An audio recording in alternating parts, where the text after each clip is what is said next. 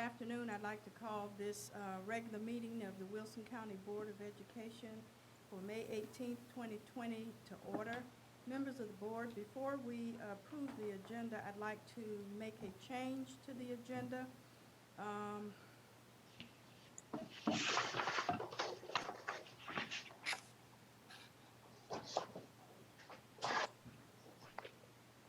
If in section 7, discussion, information, action items, if you would add item D, bids for roofing at Hearn Elementary School. Bids have come in and been opened, and we'd like to be able to proceed with that. So if you would add roof at Hearn for action.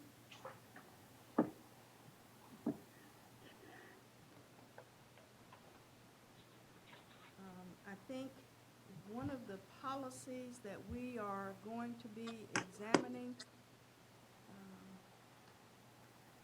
please help me. Thank you. Policy 6320. Nope, sorry, wrong one. 2321. 2321, closed sessions. The attorneys are going to add an insert for a change of language with that one. So rather than if we were to act in unison on all of the policies in total, I'd like to have that one pulled so that Mr. McPherson can explain the change that our attorneys are suggesting language-wise for that particular policy. Given those two changes, the chair will entertain a motion for the amending of the agenda for the items as stated. Madam Chair, Mrs. Powell.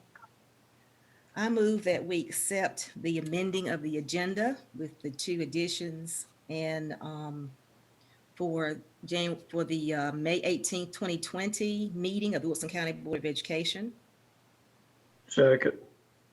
It has been moved by Mrs. Powell and seconded by Mr. Mercer that we approve the amended agenda by adding item D under Roman numeral 7 to include the roof at Hearn for bids and to pull for discussion, and we may still act on it, draft policy 2321 closed sessions because of language change suggested by the attorneys.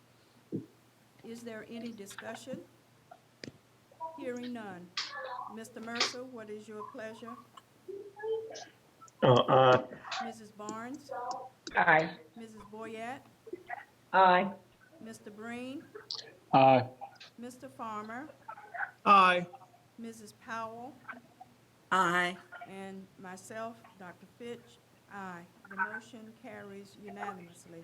That roll call also serves to indicate that all board members are present for today's meeting. At this time, I'm going to ask Mr. Mercer if he would lead us in the Pledge of Allegiance to be followed by a moment of silence. Thank you. I pledge allegiance to the flag of the United States of America and to the republic for which it stands, one nation, under God, indivisible, with liberty and justice for all.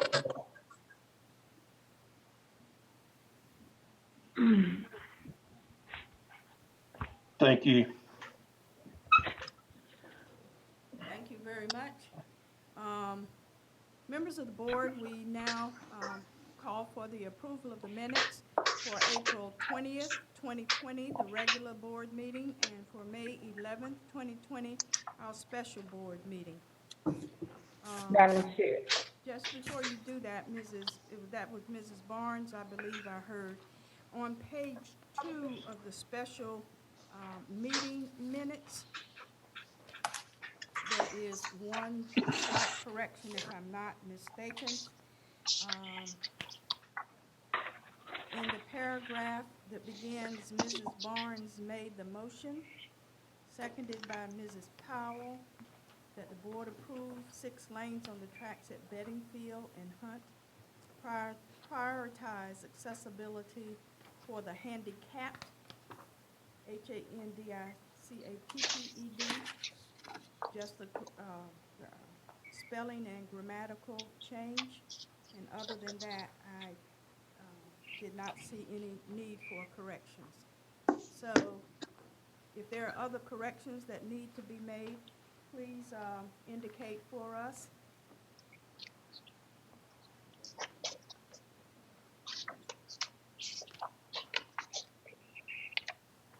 Hearing none, the chair will entertain a motion in regard to those 2 sets of minutes. Madam Chair, Mrs. Barnes, I move that we approve the minutes of April 20th, 2020 regular board meeting with no changes, and the May 11th, 2020 special meeting with the amended change. is there a second? Second. It has been moved by Mrs. Barnes, seconded by Mr. Breen, that the minutes of April 20th, 2020, the regular meeting with no changes made, and the minutes of May 11th, 2020, the special meeting with the noted change on page 2 as pointed out. Any other discussion? Hearing none. All in favor of the motion, let it be known by the sign of aye. Mr. Mercer? Mrs. Barnes? Aye. Mrs. Boyette? Aye. Mr. Breen? Aye. Mr. Farmer? Aye. Mrs. Powell? Aye. Dr. Fitch? Aye. Please let the record reflect that the motion carries unanimously. Thank you very much.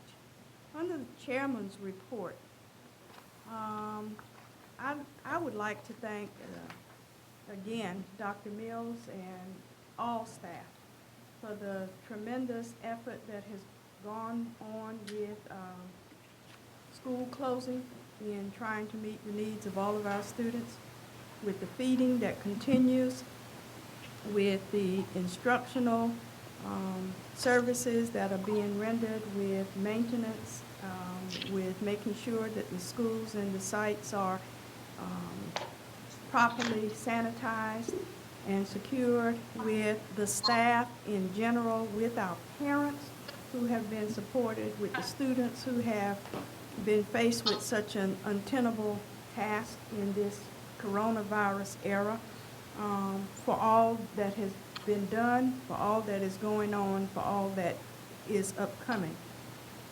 We are at that point in time where we are at graduation, and I think that there will be more said, but because of the circumstances, we find ourselves not being able to have business as usual. We know that the graduation services are very important, but due to restrictions, we are unable to have graduation as usual. So the high school principals and staffs and the central office and Dr. Mills have worked out arrangements for a graduation of sorts. In some places, graduation is virtual, and all they do is put the pictures up of the students, and there's no contact whatsoever. And we are trying to allow a graduation to occur, but not in the same manner that we are used to.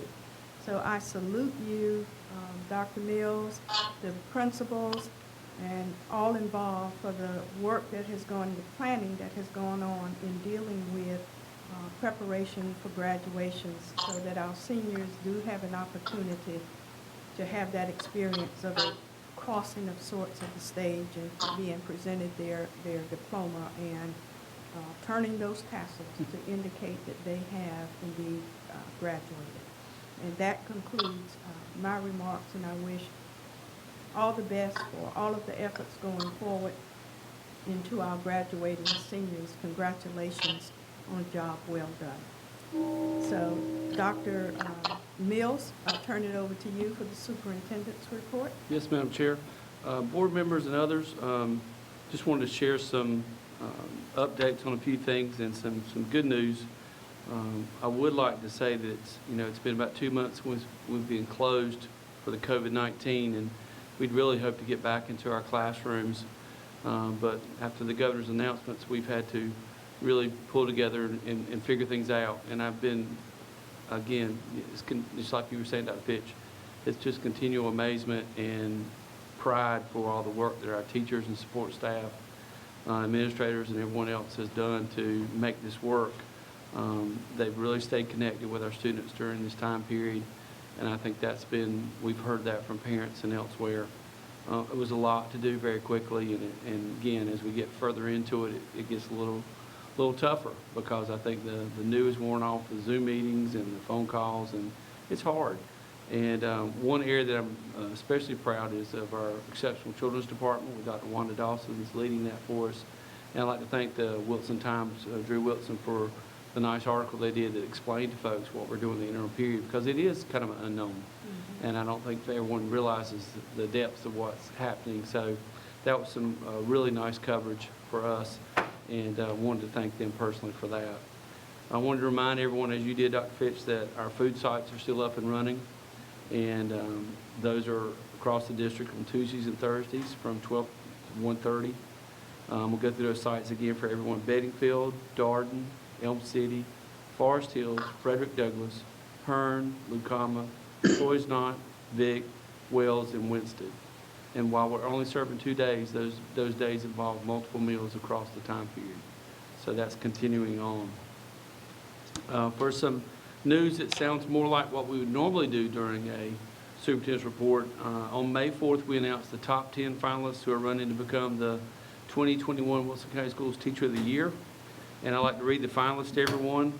The finalists are Kelly Carey from Gardner's Elementary, Vinod Surendran from Hunt High, Paige Harper from New Hope Elementary, Jennifer Clark from Rock Ridge Elementary, Jennifer Polner from Spate Middle, Catherine Alphin from Springfield Middle, Paige Davis from Stansburg Elementary, Sandra Smith from Vincent Bynum Elementary, Tyler Brown from Wilson Academy of Applied Technology, and Kara Haddock from Wilson Early College Academy.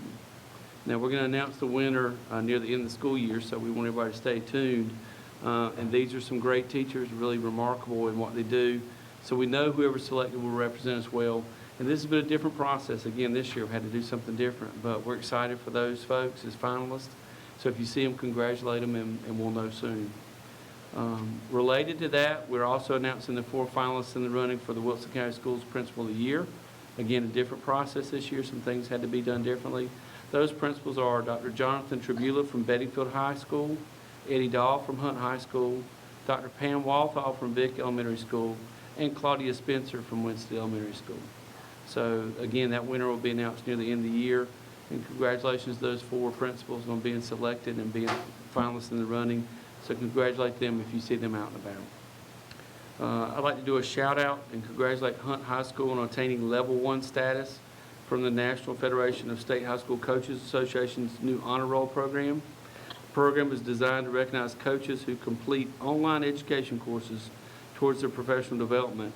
And Level 1 status means that more than 90% of the coaches at Hunt have completed substantial professional development in courses such as fundamentals of coaching and concussion in sports. So that's something new, and we received notification about that a couple weeks ago.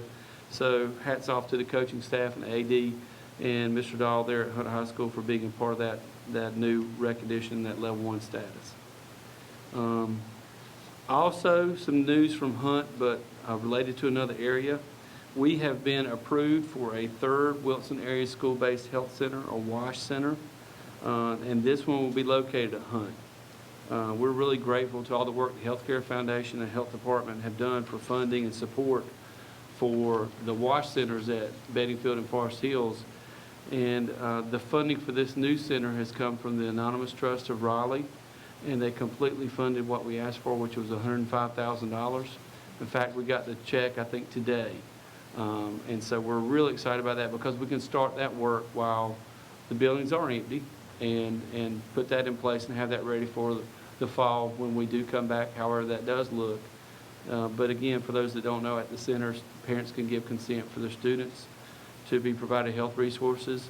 and the child remains at school, as well as for our teachers and staff can be participants in that. So that gives us 3 student health centers across our district, between Bettyfield, Forest Hills, and now Hunt. So we're really excited about that. That's awesome. And again, the conversations we had with the Anonymous Trust folks, they met just about a week ago, and we're ecstatic to be able to do that. Again, good timing for once for us to do some capital projects in the building, and great to add that to our repertoire for our students and staff. Ms. Lynch wanted me to share that we're gearing up for our annual backpack drive, but it's definitely going to look different this year because of COVID-19, and we had talked about making some changes anyway, so the timing might be good for us to do this. We're still planning to provide backpacks for students that need those resources, and thanks to those folks in our community that give generously to do that. However, we're not going to hold a Saturday event and bring everyone in. Instead, all the backpacks will be divided and sent out to the schools, and the schools will make sure that those students who are in need of a backpack get one prior to the first day of school. And so we want everyone's support, again, with that Operation Backpack, and this is going to be our 9th year. So we looked at making some changes, so the timing for this, again, was good to do something differently, and it works well while we're having to deal with the response to the COVID-19. Finally, I wanted to just share that the Teacher Appreciation Week, as everyone knew, was May 4th through the 8th, and we did our best to celebrate our teachers during this time of, frankly, not being able to get together, and it was very hard. We shared in a message to all staff, and I've shared too to others, and we said that in here. No matter where I go, I hear from all kinds of parents from everywhere and folks in the community about how much greater respect they have for teachers since they're trying to step in and help with their children's assignments. And I think it's been an eye-opening experience for so many people, and I think they really appreciate it even more so now, the gifts and skills that our teachers bring. Our PTOs and principals did a great job of doing some things creatively to thank teachers during Teacher Appreciation Week, making personal deliveries of goodies, and as a district we put together a video, and I'll send that to you. I'm going to not try it live tonight, but we'll get that out and get it on our website. But also in a message I sent out, I think they deserve a do-over, and we've talked about doing that in the spring for some kind of spring, fall, for some kind of do-over when we do get back and get into some kind of routine. I think they deserve that, and we talked about some things we can do, and so that is coming. And with that, Dr. Fitch, that's my report. Thank you so very much. Even though school's not in session, as we know it, the work goes on. So thank you so very much. Next on the agenda is the public input section of our agenda. We have a letter from Andrew and Melissa Whitley, and Amber Lynch is going to read that letter as presented. Amber? Okay, thank you, Dr. Fitch. Again, I'm reading this letter on behalf of Andrew and Melissa Whitley. Dear board members, we would like to thank you for your continued service to the students and families of Wilson County. We are personally excited to learn that the Wilson County School Board has included as an agenda item the expansion of Spanish language into middle school. My wife and I are the parents of a 5th grader who has blossomed within Wilson County Spanish Immersion Program. We have 2 other children who are also enrolled in the program. We know the demands and the benefits of the dual language curriculum.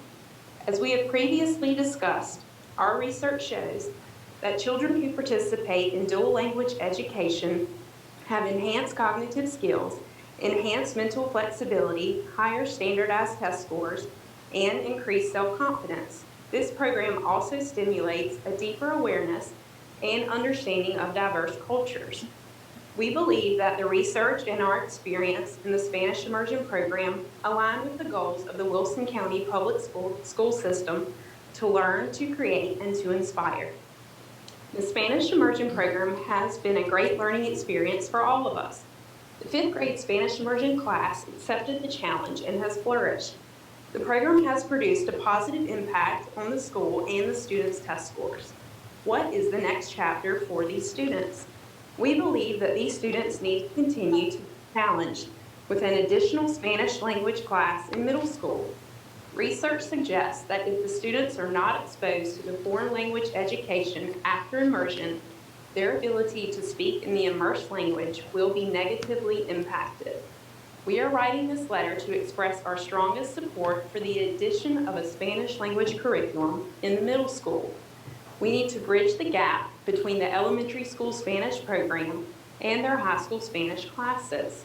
Within our community, we are advocates for the Wilson County school system, and we sincerely ask the board members to please expand the Spanish curriculum. With kindest regards, Andrew and Melissa Whitley. Thank you so much. Members of the board, as is our policy, we have options before us. You can direct the chairman to respond to the concerns on behalf of the board. You may direct the administration to respond to the concern, refer the matter to a board committee, refer the matter to the administration, or place the matter of concern on the agenda for a future meeting. Since we already have that on our agenda for today, we can have that discussion, have discussion on this issue as we follow the agenda. Is that okay with the members of the board? Yes. All right, I agree. all right. Mrs. Agree. Yes. That sounded like Mrs. Powell. I think I heard Yes. Mrs. Barnes. Did I hear Mr. Breen and Mrs. Boyette? Yes. Okay, thank you so very much. So we will move forward with the agenda, and next on the agenda is the item 7, Roman numeral 7, discussion, information, action items. For information, we have contracts for board notification. Dr. Mills.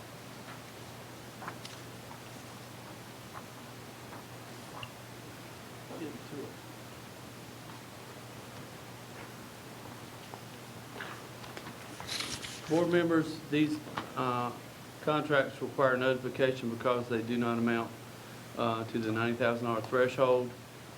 I'll read them to you. The Masonboro Group is for services for the renewal agreement.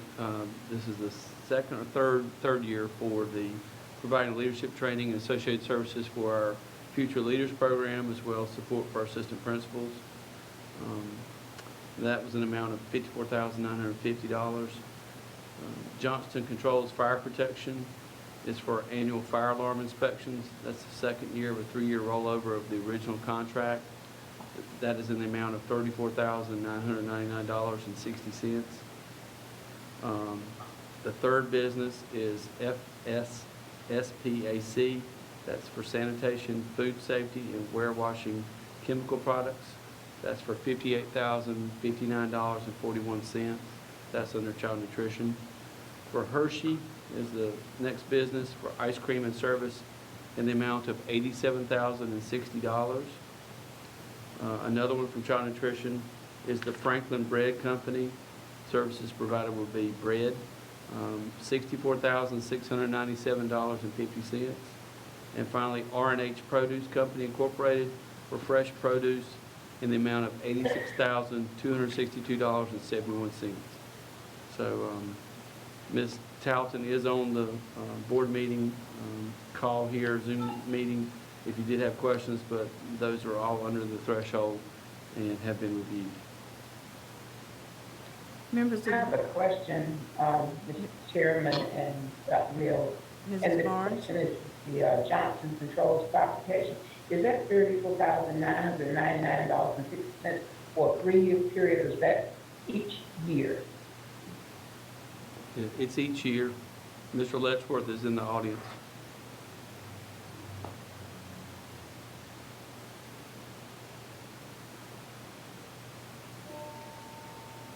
Did you hear the response, Mrs. Barnes? Yes, thank you. Okay, are there other questions or comments? Madam Chair, Mr. Mercer? I have a question. regarding the companies here, and I think we may have done business with all of these people, and I think Dr. Mills would know this, how to answer this. During our upheaval this year because of coronavirus, have these companies been easy to work with and adjustments that we needed to make, and would we expect that in the future? I can speak for the first two, and the answer is yes. They've been very flexible in terms of how we finish some things up. Mr. Letchworth would report that the Johnston Controls, we've had a long-standing relationship with them over the last couple of years, doing things with them. Ms. Talton, if you want to respond about the ones from Child Nutrition. Sure. The SFS PAC or SFS PAC, that will be a new bid moving forward.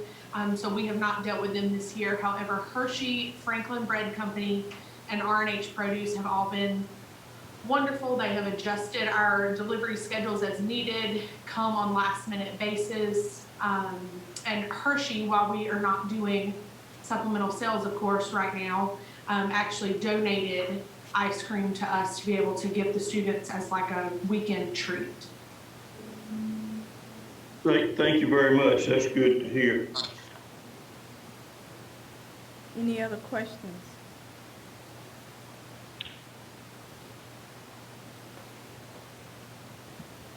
Hearing none, the chair will entertain a motion in regard to this item. Oh, this was just an informational. This was for information. Okay, sorry. My apologies. Thank you very much for that reminder that these are within the threshold, and so there are no, there's no need for approval. It's just for information. Thank you. Next will be instructional services update. Dr. Wilson? Yes, ma'am. You have in your packet several different plans from instructional services that we've been working on. The first one being the remote learning plan. It's divided up into 6 different phases. We're currently in phase 6. We have started today actually working on a phase 7, which would begin after May 29th. There will be a remote learning plan that we need to turn in to the DPI in July, so we're actually working on another phase to add to this. Is that update to DPI in regard to the opening of school in August? Yes, ma'am. Okay. Madam Chair, that's part of the coronavirus response legislation that was passed. It was an element. The original deadline was in early June, and then they reasonably pushed that deadline back to allow school personnel to adequately respond to the deadline.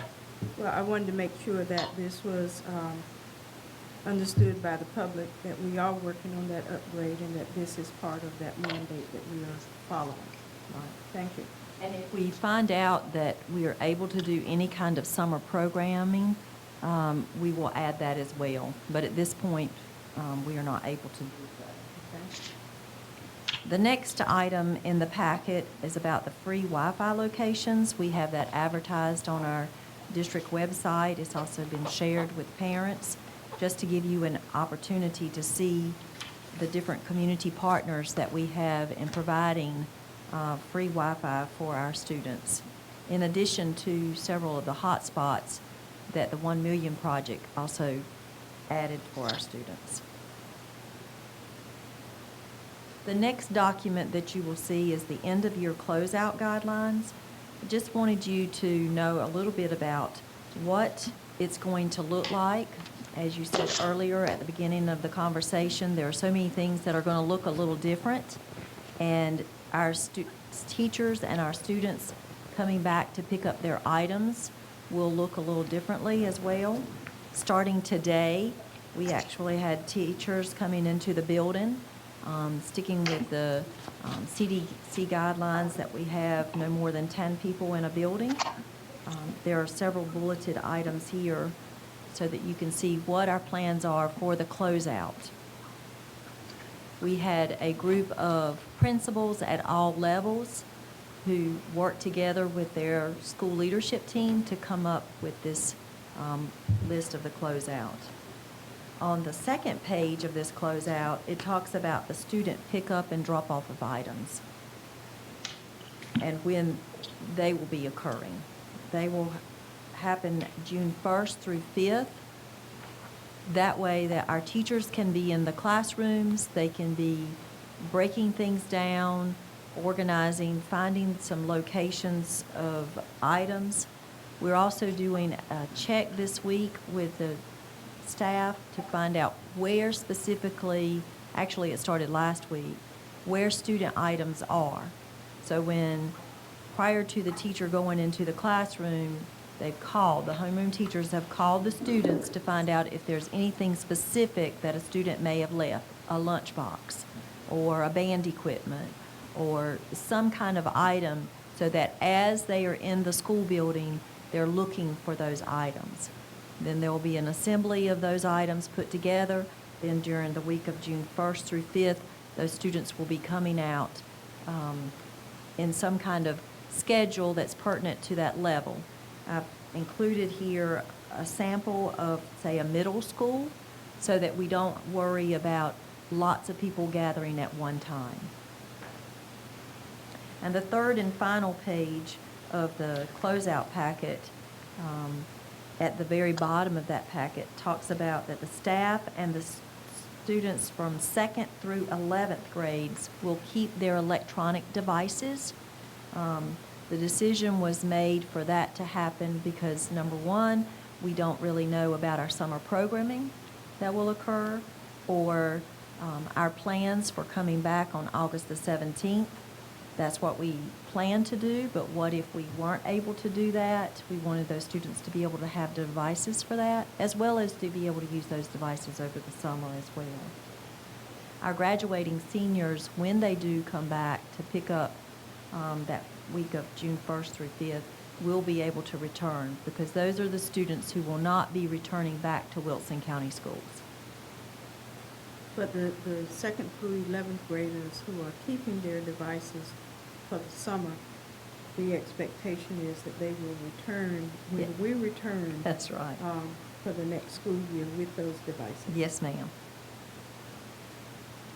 The next document is called the End of Year Grading and Student Promotion. This document has also been shared with parents.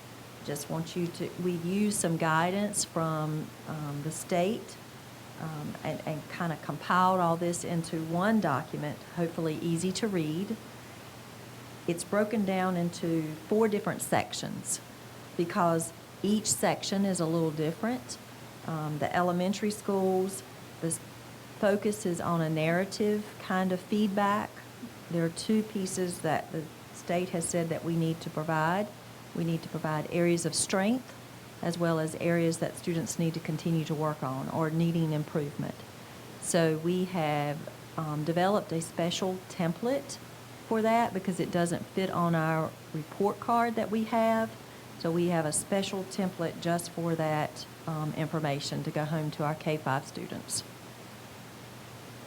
We've also provided not only the template, but also an example, like a K2 example of what the expectation happens to be, and then a 3-5 example. Not only will the narrative include academic, but also social and emotional feedback to the parents.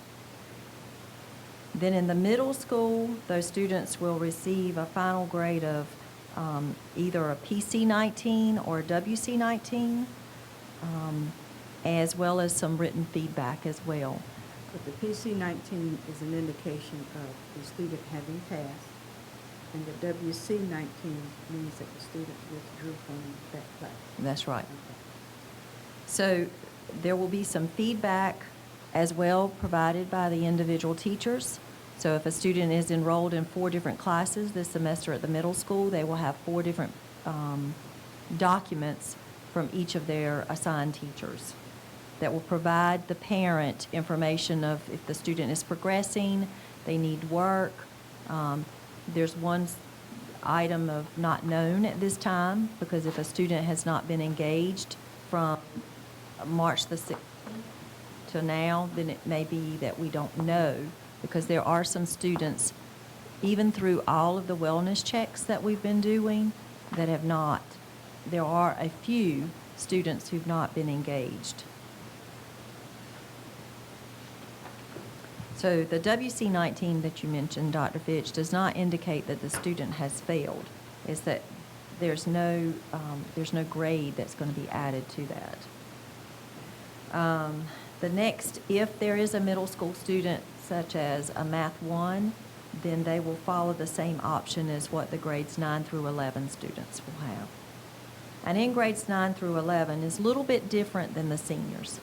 9 through 11, these students will have the option to either have their numerical grade or select a PC-19 or a WC-19. And it's not just a straight across the board. One student selects any of that. It could be individualized. So the student may have 4 different courses, and one course they may select a numerical grade, the next course they may select a PC-19, another one a WC-19, and then another one maybe numerical. There have been letters that have been generated for each individual student to let the students know if they selected their grade, their numerical grade, this is what their GPA average will be. We have created those at the district level, and they will be going out to the individual students. So that, because the direction that we've been given from the state is that students and families are the ones who need to make those decisions. It's going to take some guidance, because some students may or may not understand how 19 might be in the best interest versus the numerical grade.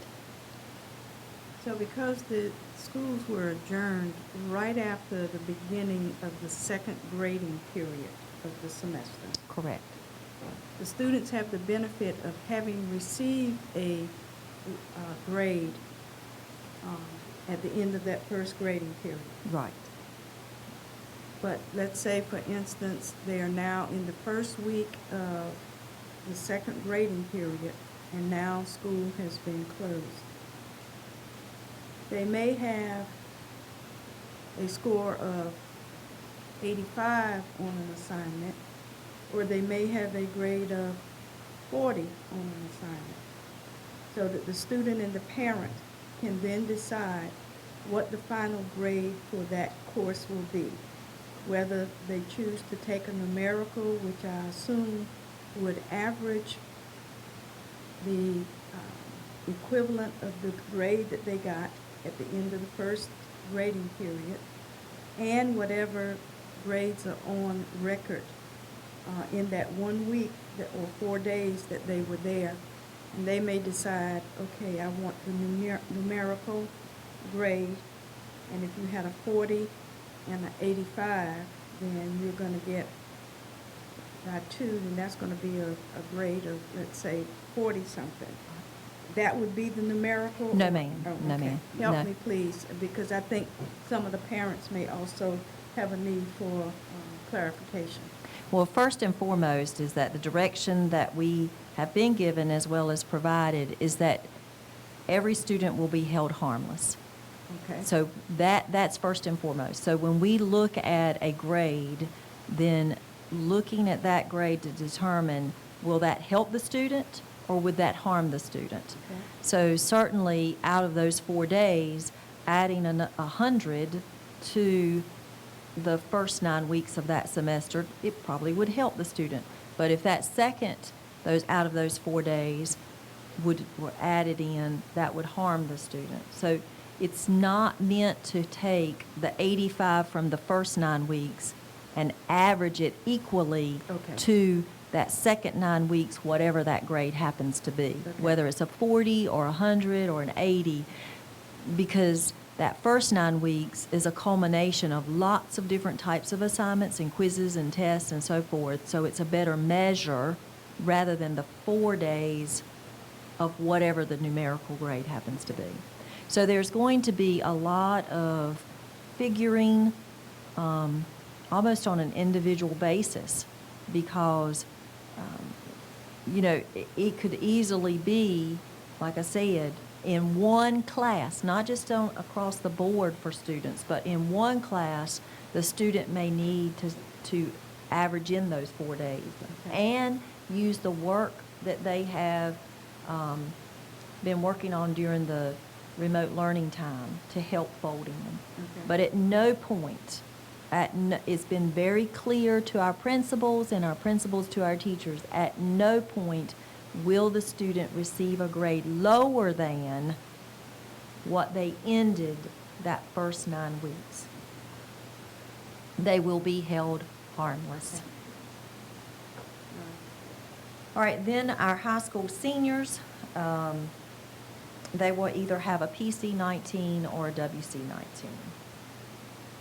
And then promotion and retention is also added at the bottom of this document for the purpose of that there possibly could be some retentions, but we have made it very clear to our principals in meeting with them that if there had not been a discussion, a decision made prior to March 13th, that was our last full day in school, regular school. If there had not been a discussion and decision made about retention, then there's not a decision about retention after that. Dr. Fitch? Yes. Mr. Breen has a question. Mr. Breen? Yes, ma'am. I was just wondering why high school seniors don't have access to option 1. Well, that is a choice that is given to us by the state. That's not something that a district can decide. Okay.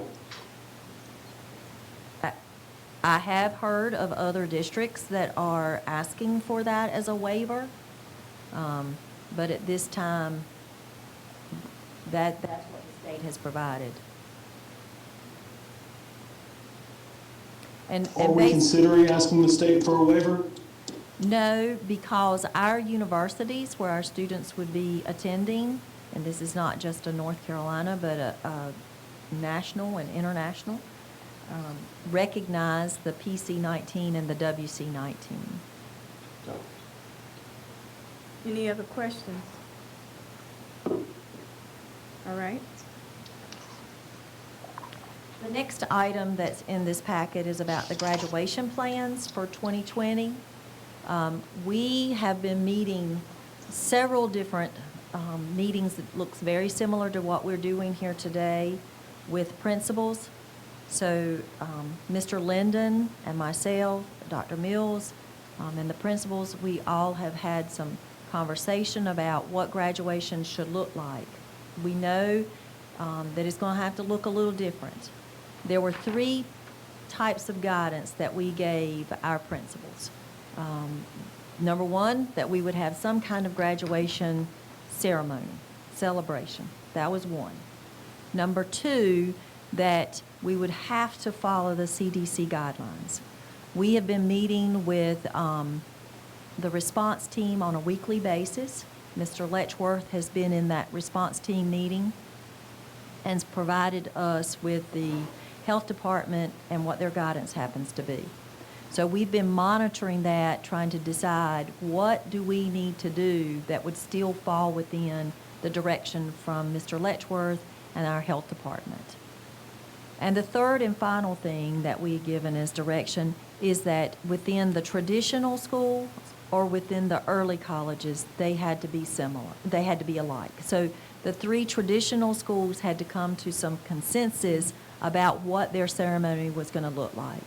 The 2 early colleges had to come to consensus about what their graduation needed to look like, simply because not all 5 of them, because their campuses are very different. So the document that you have here in front of you happens to be the decision that was made between the principals and them going back to their leadership team meetings and having discussion with their teachers, and this is what you have before you based on their feedback. Then like I said, we had several meetings. They would come back, we would talk about it. These are some ideas that are hashing around, and then finally, this is the final document. You will see that on Saturday, May 30th, WECA will have their graduation at 9 a.m. in the Fike parking lot, and Watt will be at 11 at Watt in the Beddingfield parking lot. The early colleges will have what is considered a drive-in style graduation, to where the students will pull up into the parking lot and then given directions of how to get out of their cars and walk across the stage. And you see several bullets about some of the guidance for the families and the students so that they'll know a little bit about what is going on. Beddingfield, Fike, and Hunt graduations will continue at this point on June 13th. Each of the ceremonies will begin at 8 o'clock. And as you know, that's a little bit different because we usually have one starting at one time and then rolling around and then another time. But in order to get all of the students through in one day, we're going to have to be simultaneous in the graduation ceremony.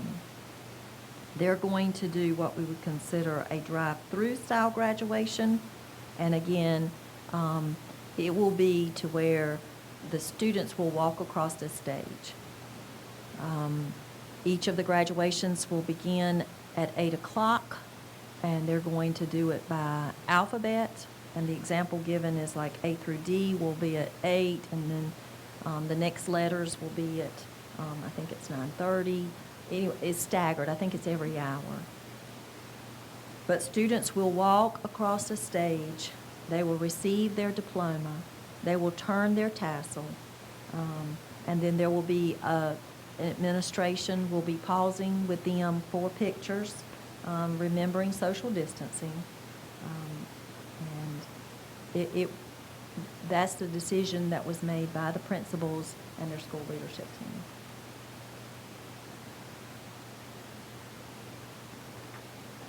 Members of the board, any questions or issues, concerns in regard to the graduation plans?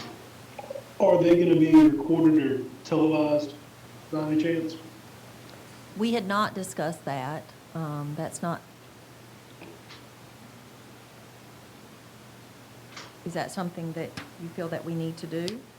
I think that's something that would help a lot of people. I know that there are some non-traditional families that have issues with, just like every other graduation, not having enough room in one car, or parents and folks that don't get along. But it would just give an opportunity for those people who want to celebrate with their graduates, the opportunity to see that graduate walk across the stage. That may present a problem, Mr. Green. In the past, we have had the graduations live streamed or recorded, but we have had the luxury of having them at staggered times, with all three of these traditional high schools having graduation to begin at 8 o'clock. I don't know that we have the equipment to be able to do that, and so I don't know how possible that is logistically and technically. But I think it's something that could at least be explored and should be explored. Well, we can leave that to the administration and to the principals to see if they can come up with an option, but being realistic, that may not be able to occur. But it can be discussed and a consensus can be reached. Madam Chair, Mrs. Boyette? thank you. I was just going to agree that I would like for them to explore the possibility of being able to record or live stream them. It might not be the quality of streaming that we're used to with Grant at the helm, but perhaps we could do something so that if we could, that would certainly be advantageous. Dr. Mills? Madam Chairman, Mr. Farmer?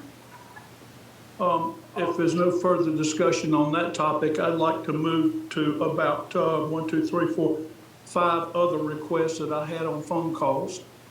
Is this in regard to graduation, Mr. Farmer? Yes, yes, Okay. yes. Go ahead with your comments, please. Okay, number one, if there's going to be dialogue at all, I want to make sure that we have interpreter service for the people that are in the vehicles. Second, I'd like to know the role of the board members on these graduations. Third, I'd like to make sure that everybody does have a vehicle. And I guess I'm asking, what is a car? Is a van a car, or just, the question I had, a parent was gonna have to go out and rent one, and they wanna know if they could rent a van rather than a car because they've got 10 people that wanna go. Another had a question about cords, and there was some discussion about the cost of the cords and are the cords gonna be available? And then the last thing I wanted to ask was a rain scenario. Do we have one? Okay, well, I'm gonna take a stab at the car. A four-wheel vehicle, whether it's a car, a truck, or a van, I would think would be sufficient to say.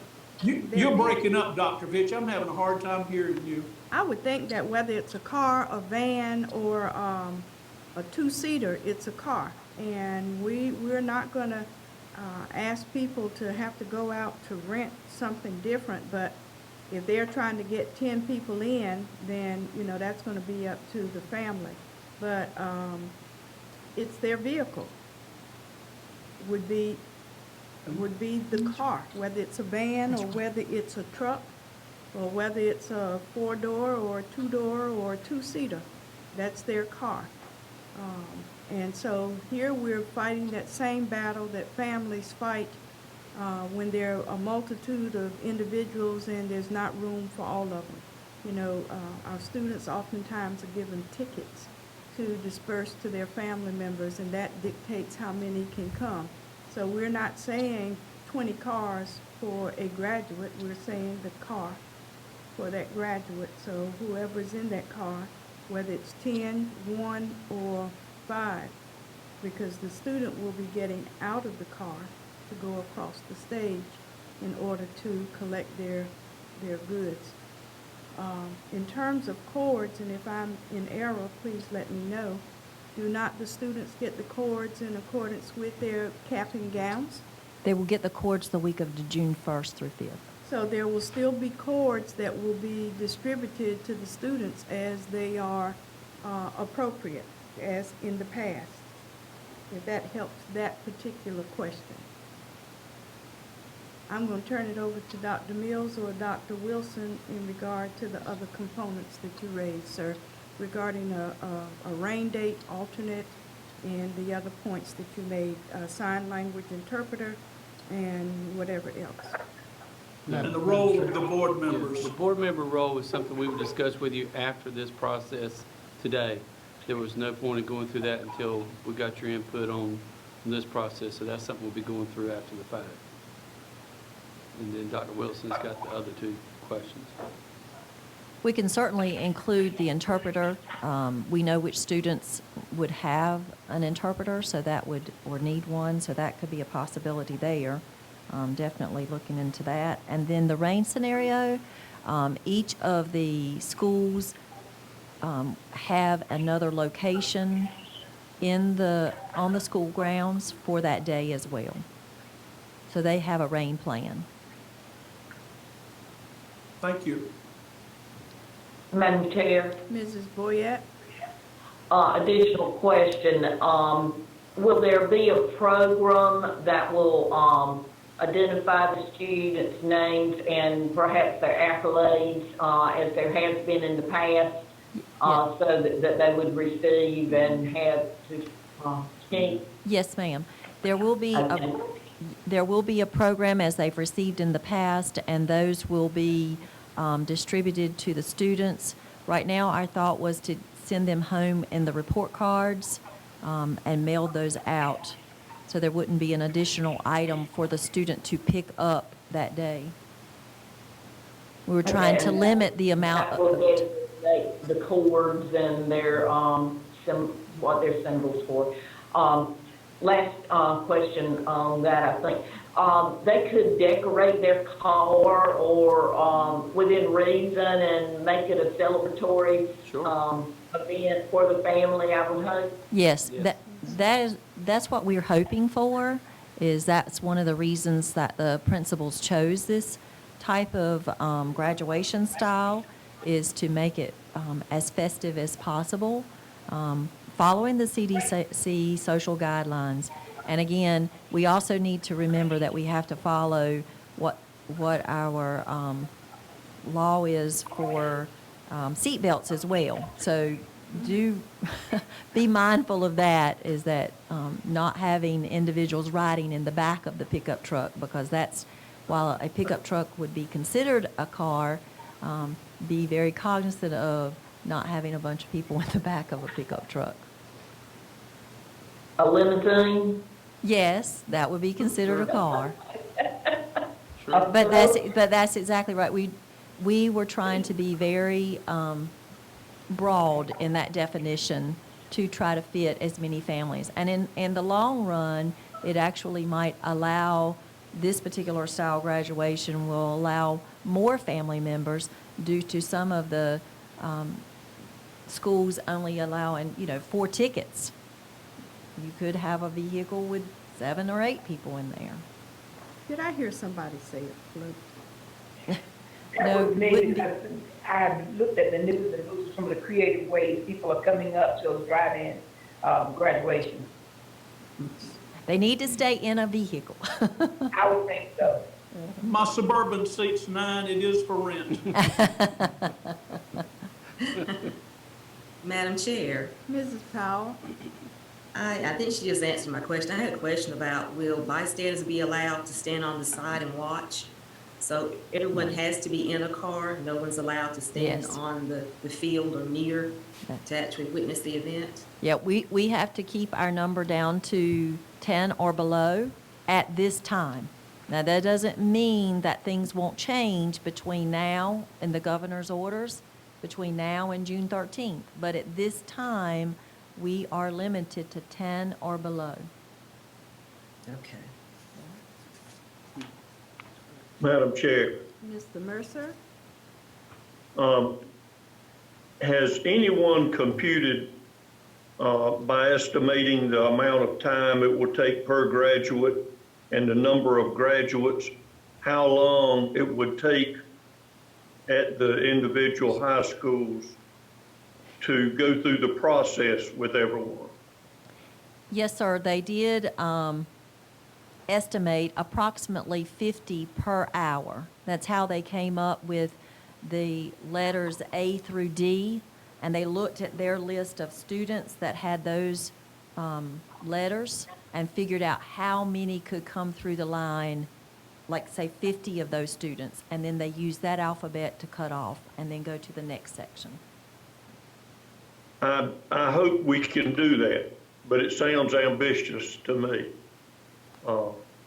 Because, well, I just hope that's, and you guys have thought through it much better than me and understand the layout, so I will yield to that, but I think it sounds ambitious to get 50 in an hour. And we have the cooperation, I hope, of the police department and the sheriff's department in that traffic scenario that will be created. Yes, we've already had those Yes. conversations.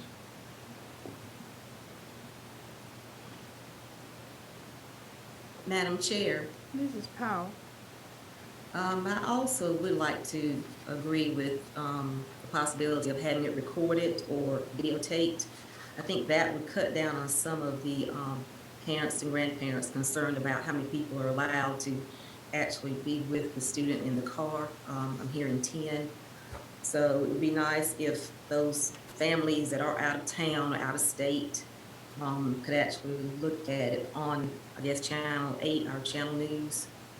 So I would like to, if possible, I know we're probably asking a lot, to be able to videotape or record the actual ceremony so they have something to look back on. I agree with looking into it, and if it's practical and reasonably possible to include that. The board members, what I've heard is two different requests. One is to look into live streaming, and the other is to look into a video recording of it that would play at a later date. Am I capturing both of those wishes? I was thinking more of a recording and not live streaming, because again, I just think it's more permanent. If you have something recorded that could be saved and passed through a family as opposed to a live stream. That is what I was talking about also, to have recorded, to have something that they can look at later. I mean, if we can do live stream and record, that'll be fantastic. But definitely something that can be looked at a later date. Well, And even the grads themselves to be able to look at it themselves on television. Well, I think the administration has heard you ask for them to look into the possibilities, and we could sit here and discuss the pros and the cons of each one of those options for a while longer, but they have to have that conversation with Grant and whoever else would possibly be manning and seeing what the options and the possibilities are. And we'll ask them to bring us information back and to put out information so that the public has a knowledge of a more complete plan for the graduation. We had already, failed to say, we had already talked about with the principals that there would be a photographer at each of the schools, and each of the 5 schools would have someone there making sure that they would photograph the day. So there will be the opportunity for pictures to be taken to capture the moment as the graduates go across the stage. Yes. Okay. And that's what is usually done at all of the graduations anyway. Pictures are captured as the students go across. So there will be some type of remembrance that they will have access to.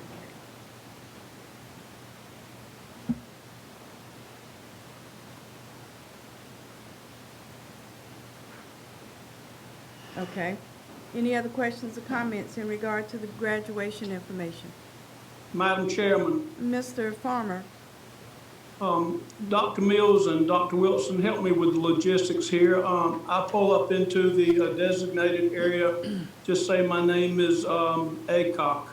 Will there be people helping me stage so I'll know when to come up? Or if my name is A through D and I'm first in line, I just go up there and then I hand them the card and then they find the correct cover and they take it from there? Or is there going to be some kind of alphabetical order where they're staged? No, there will be staff members who are going to be positioned along the way, not only in helping the students get to their location, because they will, say for example, at Beddingfield, they'll drive to the student parking lot and park there. And if they are an overflow to where, if they come early, and if it's A through D and their name begins with a Z, then they are going to be directed to go to the back parking lot, the bus parking lot, to wait their turn. And so the A through D section would go through. Students will have a card. They'll complete that card so that when they drive up to their designated spot, then they'll hand their card over to the person to read their name. And so there's a process to where each principal, when you get down to the individual schools, because the location is a little different, it might be different by the number of staff, but all staff will be helping with the direction of this. Their process may be a little different in the fact that one school may use an index card or 3 index cards to pass that information off, or an 8.5 by 11 sheet of paper. So that process may look a little different, but at any point, the person who's calling out the student's name will be notified at who is in that car, so there won't be a need for alphabetizing those students. So therefore, if you're looking at the A through D scenario, the very first person may be an A, but the next person may be a C, but it's really not going to matter because the student is going to be giving up the card with their information, and so you would know that the correct student is being recognized. Correct. Does that help, Mr. Farmer? Yes, ma'am. I was going to ask one more question, if I may. Yes. Go ahead. During the staging process, the staff will be interacting with the people probably through the windows of the cars. Will the staff be offered an opportunity to have face masks? We have provided that to where teachers are going to need, just like with the classroom closeout, they need to bring their own, simply because of people have certain ones that they want to wear. Okay, so this will happen at graduation too, during the staging process. Staff will come with whatever face mask or gloves, because some have different likings to what they like to wear. Does that help you, Mr. Farmer?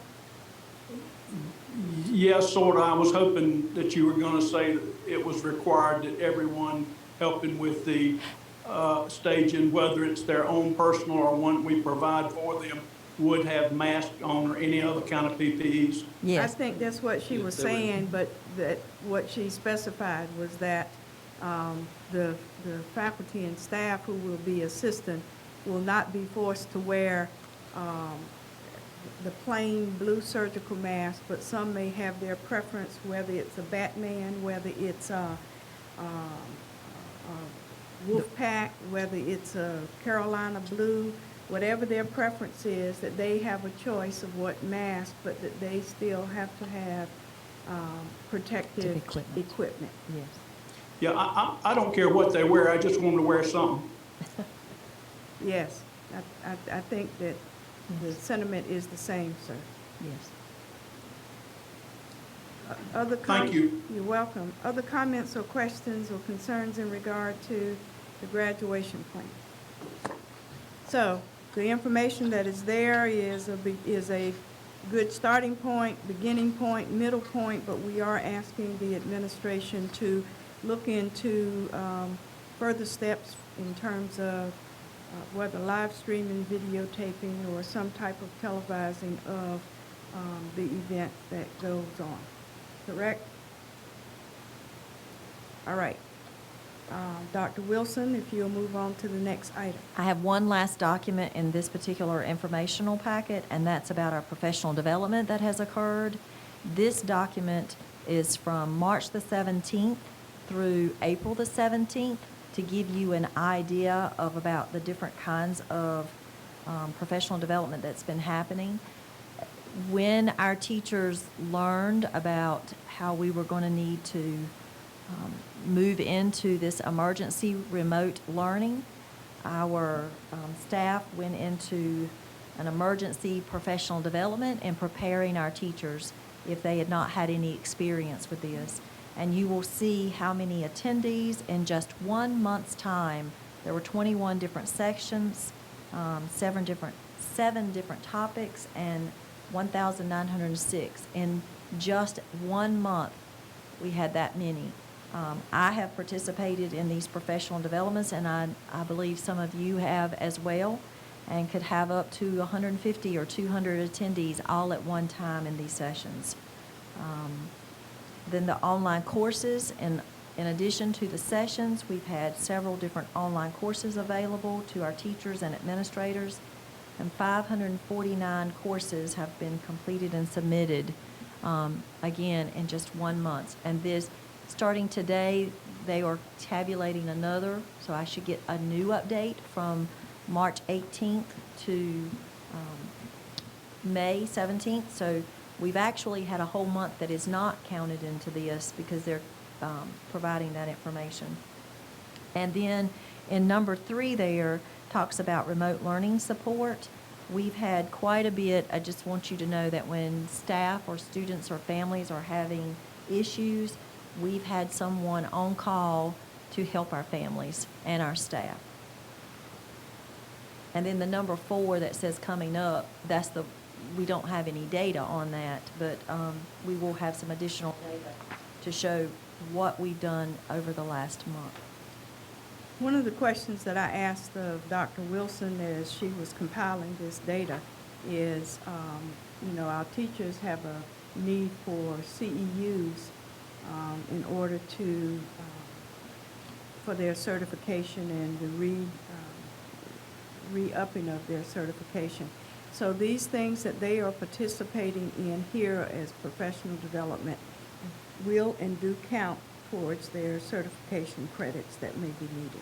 That is correct. They may have to take several of those to count as one CEU because some of the sessions only last, say, 30 minutes or 45 minutes, but yes. Mrs. Powell, was that you that was about to You're breaking ask? up. I'm really having difficulty hearing you. I don't Thank know you. if it's just my computer or what it is, but I'm getting a little bit, your voice is going in and out. Okay. Is that better?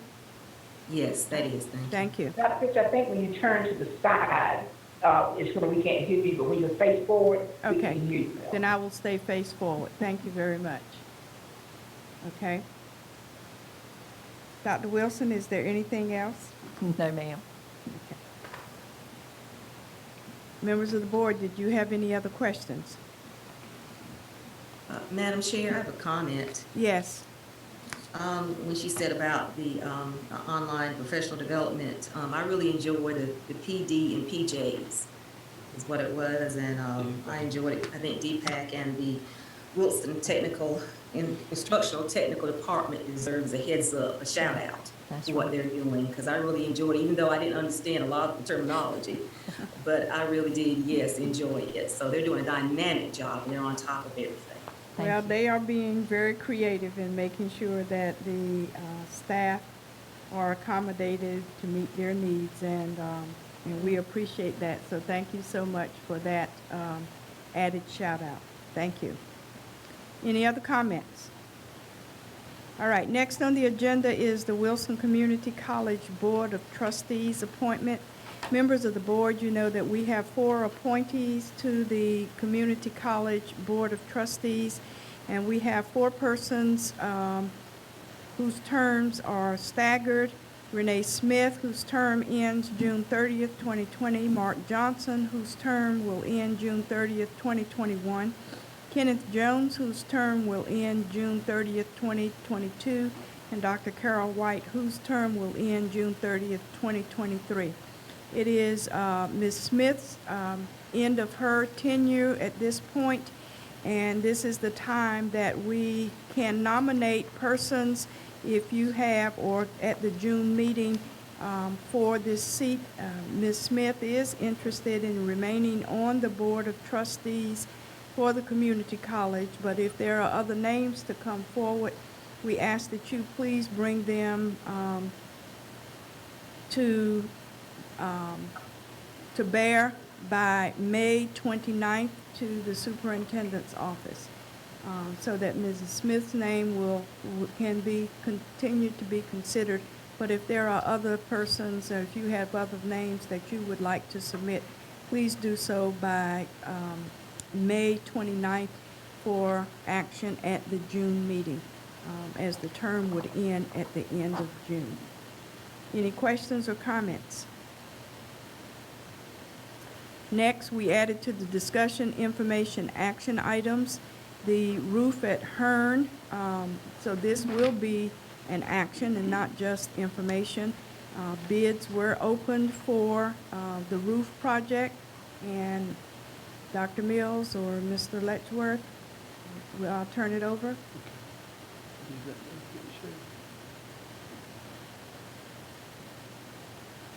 Ms. Horson's going to share a document on the screen, board members, and Mr. Letchworth can share with you the bid tabulation form for the Hearn roof. It came in on Thursday as we were doing packets, so could not get that finalized. But with time being of the essence, we wanted to go ahead and get this in front of you to have you look at it and be aware of what the bids were. Hold on, let me change the setting here. Try that here.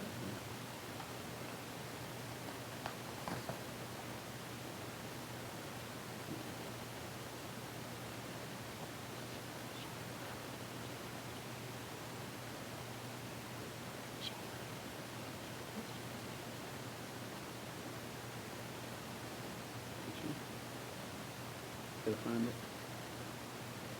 Hold on. Technical difficulties. Who just thought?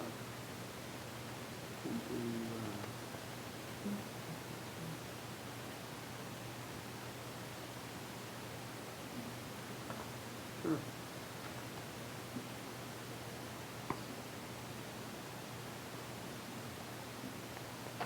No, just do.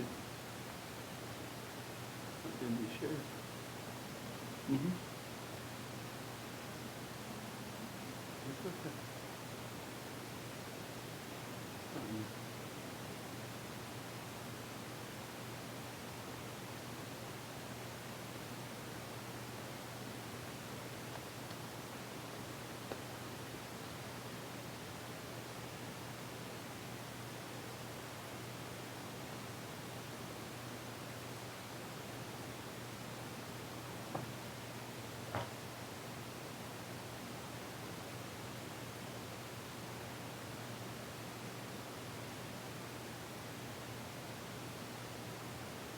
All right, is that visible? Members of the board, can you see the chart that Mrs. Harrison has just placed on the screen? I cannot. Okay, I cannot either. all right, we're working on making that available.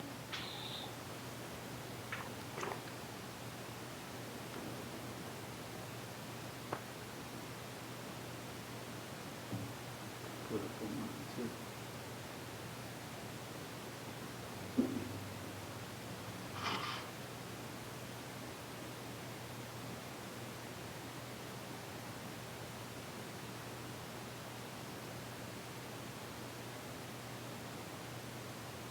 Can you see that now? Yes. Yes, ma'am. Yes, I can see it. All right, All right, there we go. Yes. All right, let me get out of mine. There we go, okay. So, board members, this is the bid tab form that came back from the Hearn roof, and Mr. Letchworth can go through it with you real quickly.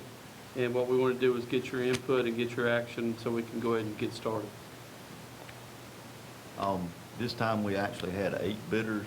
If you recall, last year there were 4 bidders total, and that range last year was between $530,000 to $560,000. As you can see, the bids this year were quite a bit lower. Same roofing project, same plans, so bidding times do vary sometimes on pricing, which is a plus for us. all right.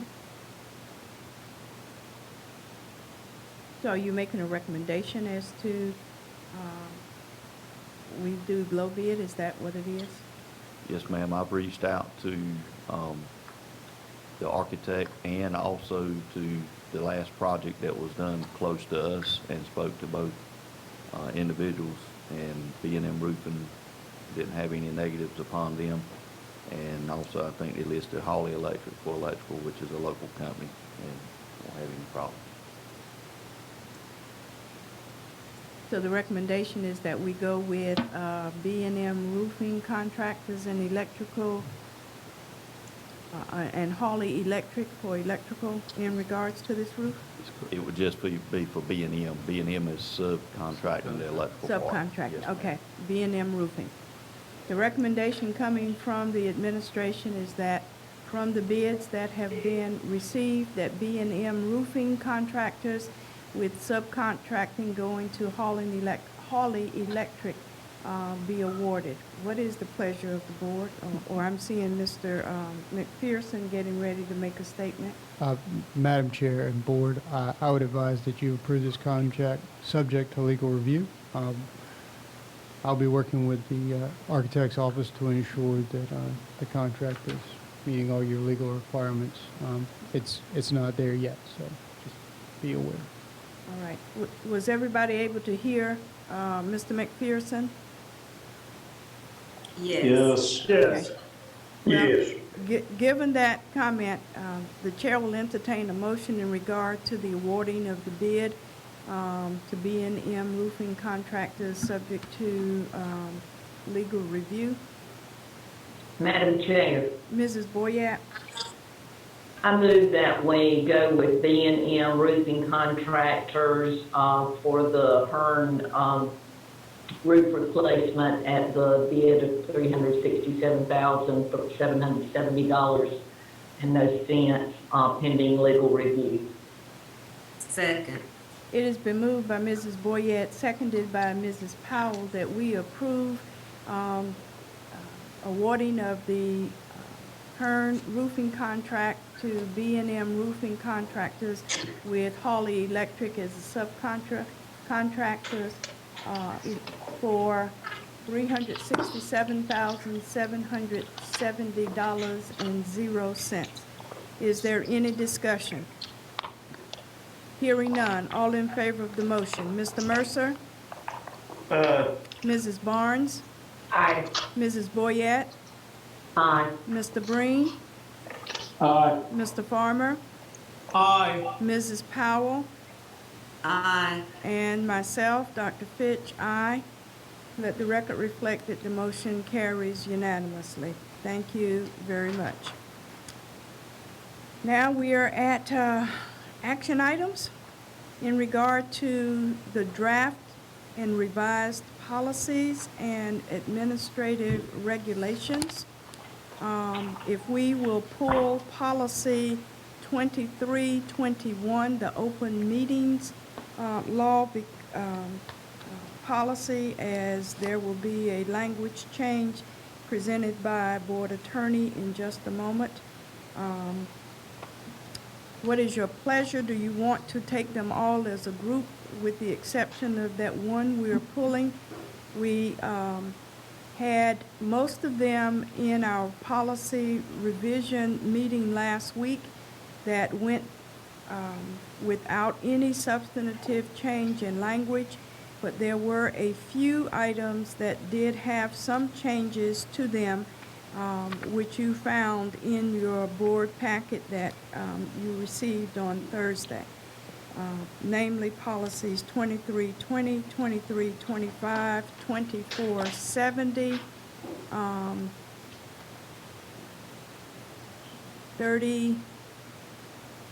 3515,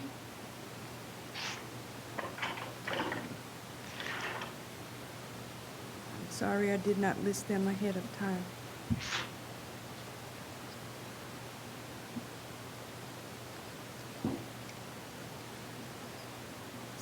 $62.25,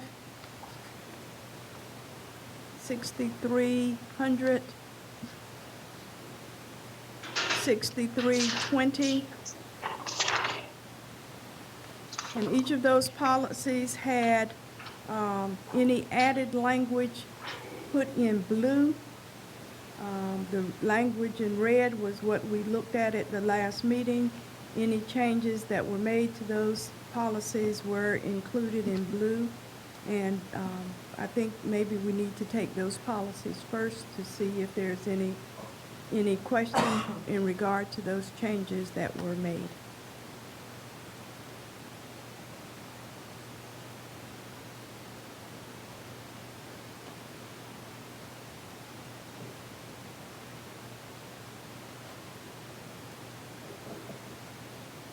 Hearing none, what is your pleasure in regard to the second reads for these policies that are presented? And if you want to take them as a whole minus 2321, I believe we would be able to do so, making sure that you make note of the policies that are being rescinded with the passage of the new policies. And there is a table that was provided to you in your board packet that makes that a lot easier.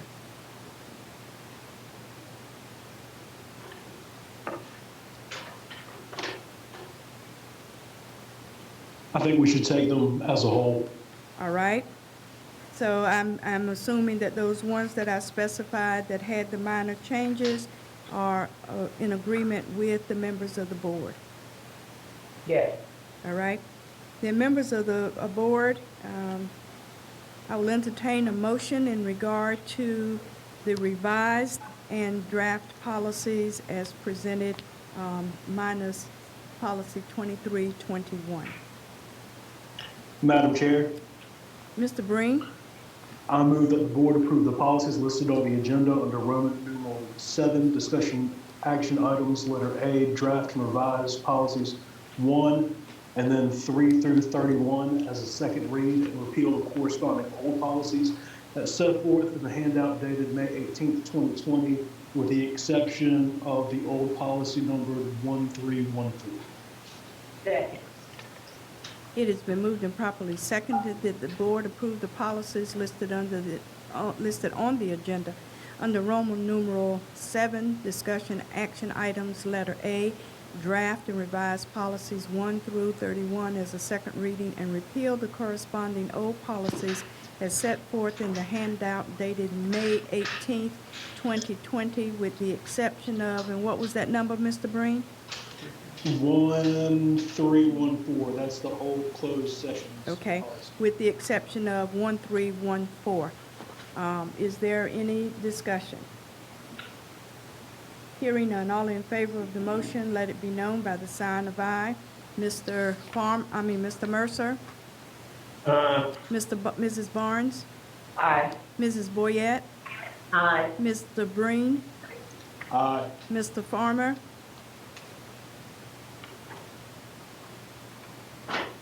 Mr. Farmer? Aye. Mrs. Powell? Aye. And myself, Dr. Fitch, aye. Let the record reflect that the motion carries unanimously. Thank you very much. Now, if we can address policy 2321, closed session, and that will impact policy 1314 in terms of repeal. Mr. McPherson. Yes, Madam Chair. I'd like to address a revision that we'd like to advise the board about. If you could look at policy 2321. This is the list of permissible reasons to go into closed session. They correspond to North Carolina General Statute 143-318.11. Item number 4 that is currently struck out of the policy, we would advise you to keep in and include additional language. So I'd like to read to the board the insert that will mirror the statute that we would advise you to keep in. So to discuss matters related to location or expansion of industries or other businesses in the area served by the public body, including agreement on a tentative list of economic development incentives that may be offered by the public body in negotiations, or to discuss related military installation closure or realignment. The purpose of keeping this language in your closed session is, number one, you're authorized by statute to have it in there, but number two, oftentimes school districts are approached as part of a community effort to incentivize or bring commerce to an area. in a lot of those instances, the location or potential location of a particular business is confidential, and this allows you to meet, have those conversations. Not that you can offer incentives, but you can receive information about what incentives county governments, city governments, or other entities are going to be providing, including the State Department of Commerce. They include school districts in this conversation because oftentimes there are several reasons to do this. First off, companies are going to be looking to have a workforce, and their children are going to be coming with them. So they're going to need to have the schools on board because the kids are going to need to go to school someplace. And you guys are, if you're going to have 1,000 new students show up because you have 1,000 new employees, that is a reason to include you in the conversation, in addition to CTE programs or other feeder programs where individual corporations want to align themselves with a school district to get a pipeline of workforce into their positions. But I would advise you to include this language and am open to any questions at this time. Okay, I was the person who raised the question about that being included in, as we were having discussion, and was not clear that this was part of statute, or that I had not thought about need for discussion in terms of business expansion or other items coming in for consideration. So as the person who asked that that be stricken, and the board was not objectionable to that, given the legal advice that you are now given, I feel more comfortable in leaving that in, and then having that become, or remaining item 4, and the numeration that is given going back to where it was, so that there are 9 items as opposed to 8. And the only other change within this policy was the striking of, to continue to strike the last portion on line 64, 65 under minutes, that addresses board keeping minutes of all closed sessions. Is there any further discussion or comments, issues, or concerns in regard to the revision of policy 2321? And are you satisfied with the response given by legal counsel? Satisfied. All right. Hearing no other comments, the chair will entertain a motion in regard to the acceptance of policy 2321 as a second read approval, and therefore the repealing of 1314 of the old policies. Madam Chair, Mr. Breen? I move that the board approve draft policy 2321 as a second read and repeal corresponding old policy 1314. Is there a second? Second. I'm not understanding who that was. Who gave me my second? Second. Mrs. And I think Boyd? Ms. But Ms. Barnes and I both seconded. All right. I believe. It has been moved and properly seconded. It moved by Mr. Breen, seconded by Mrs. Boyette and Mrs. Barnes, that we approve policy 2321 as a second read and repeal old policy 1314. Is there any further discussion? Hearing none, all in favor of the motion, let it be known by the sign of aye. Mr. Mercer? Aye. Mrs. Barnes? Aye. Mrs. Boyette? Aye. Mr. Breen? Aye. Mr. Farmer? Aye. Mrs. Powell? Aye. And myself, Dr. Fitch, aye. Let the record reflect that the motion carries unanimously. Thank you very much.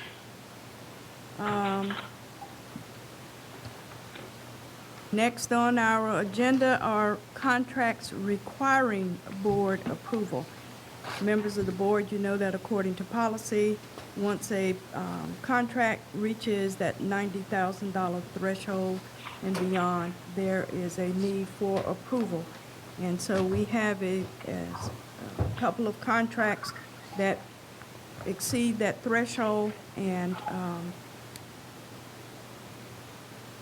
we'll turn this over. These are both in food services. Is that correct? Okay.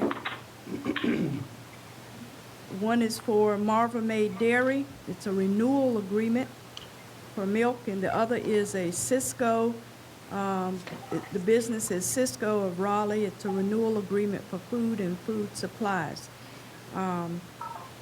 Marva Made for the amount of $282,028.22, and Cisco Raleigh in the amount of $1,584,188.87. Is there any discussion, any questions, any concerns? Madam Chair, Mr. Farmer? Was that Mr. Farmer? I'm sorry, that was Mr. Breen. Mr. Breen? I apologize. Mr. Breen?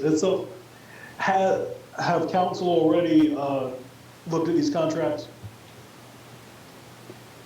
Yes, sir. We've reviewed those in prior years. They're renewals of existing contracts.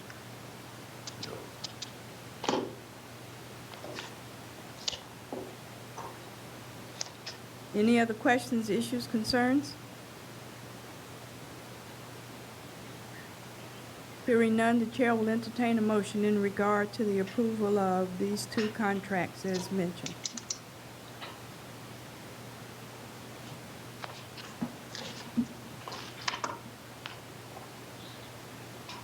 Madam Chair, Mrs. Barnes?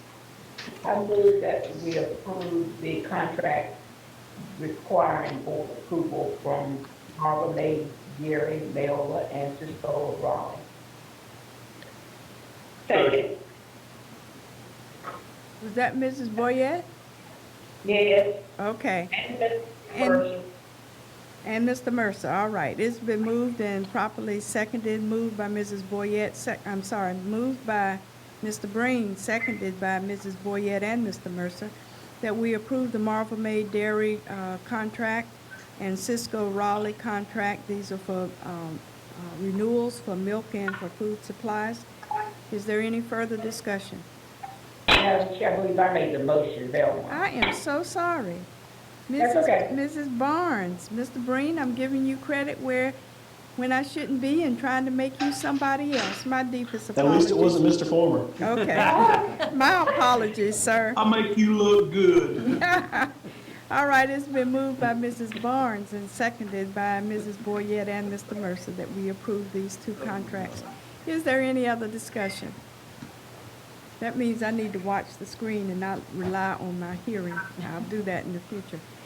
Hearing none, all in favor of the motion, let it be known by the sign of aye. Mr. Mercer? Mrs. Barnes? Aye. Mrs. Boyette?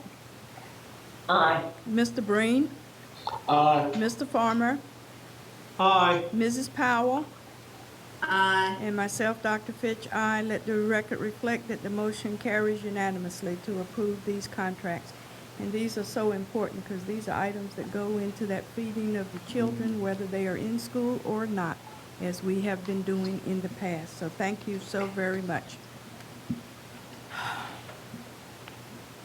Tennis courts at Hunt High School. Dr. Mills. Madam Chair, members of the board, we have proposals from Advantage Sports and Court One for the renovation of the existing tennis courts at Hunt High School. And before we talk about selecting a proposal, and if you want to select a proposal, I would like to make a suggestion. We have these proposal information from both companies, and we can tell you which one we would recommend. However, after our conversation Friday with the architects, at Hunt and Bedingfield for the tracks.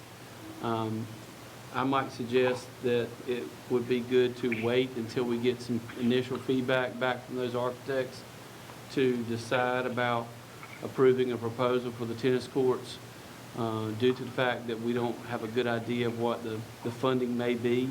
Those projects, were to contact me today or tomorrow to set up an initial meeting this week with Mr. Letchworth and Mr. Woodard and others from the field visits to kind of give us a rough estimate of what they were looking at.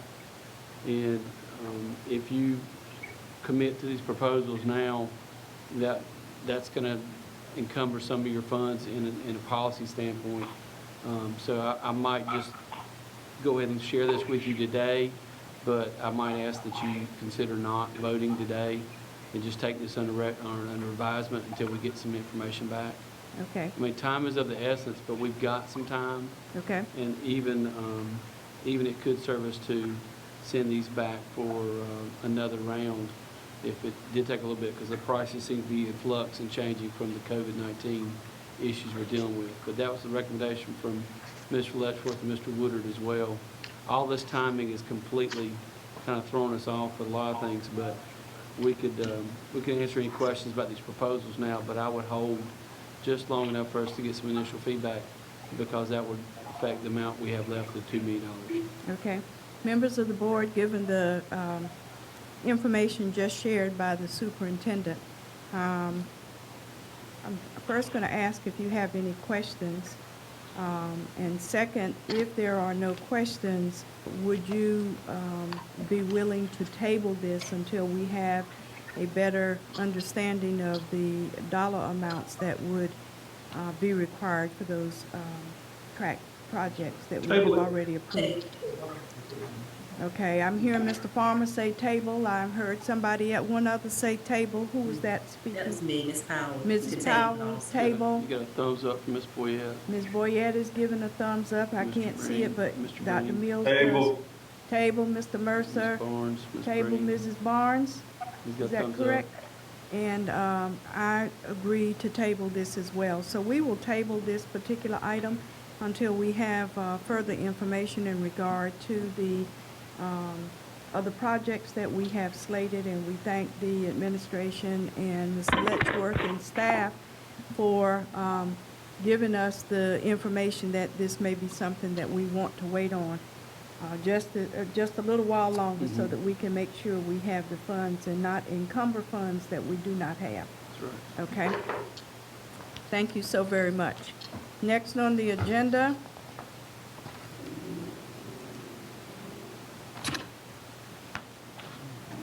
the architecture contract for Wilson Academy of Applied Technology Construction Project.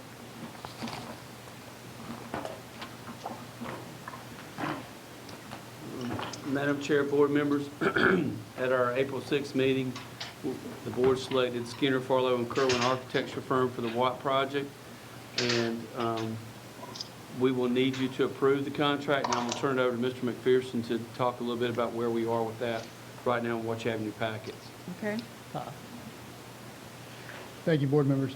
This is a AIA form contract that has been heavily revised by both myself and Mr. Farlow, the president of the architecture firm. I received the architecture firm's final revisions today. They had one minor revision I wanted to inform the board of, which is on page 24 of your packet.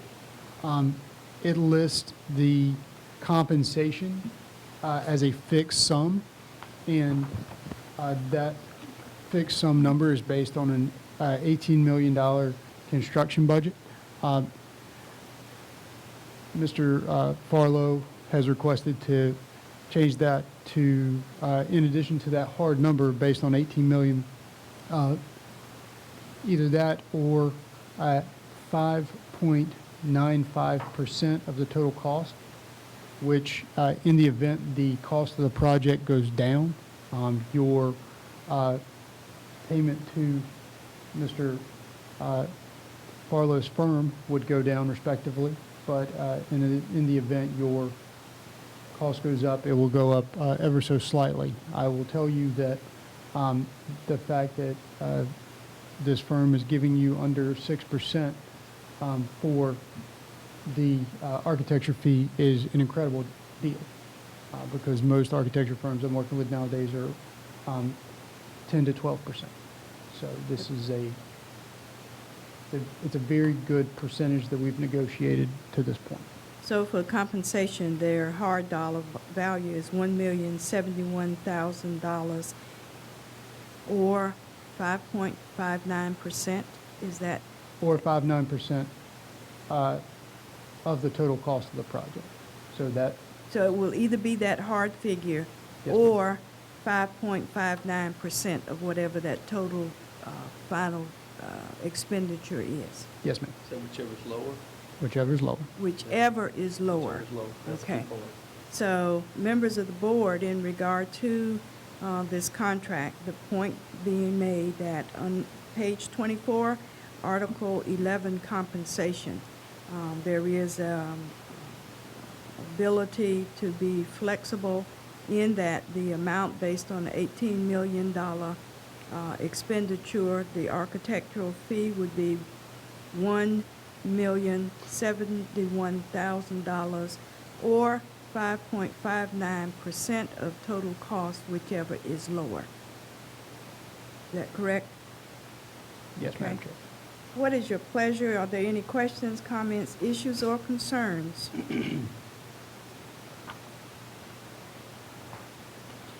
Hearing none, members of the board, what is your pleasure?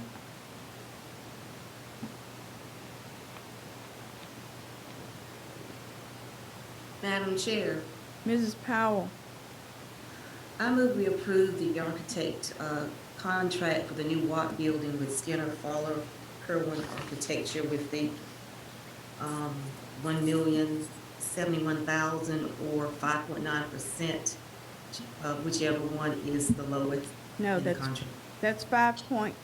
5.59%. 5.59, sorry. Okay. 5.95. 5.95, I'm correct. sorry.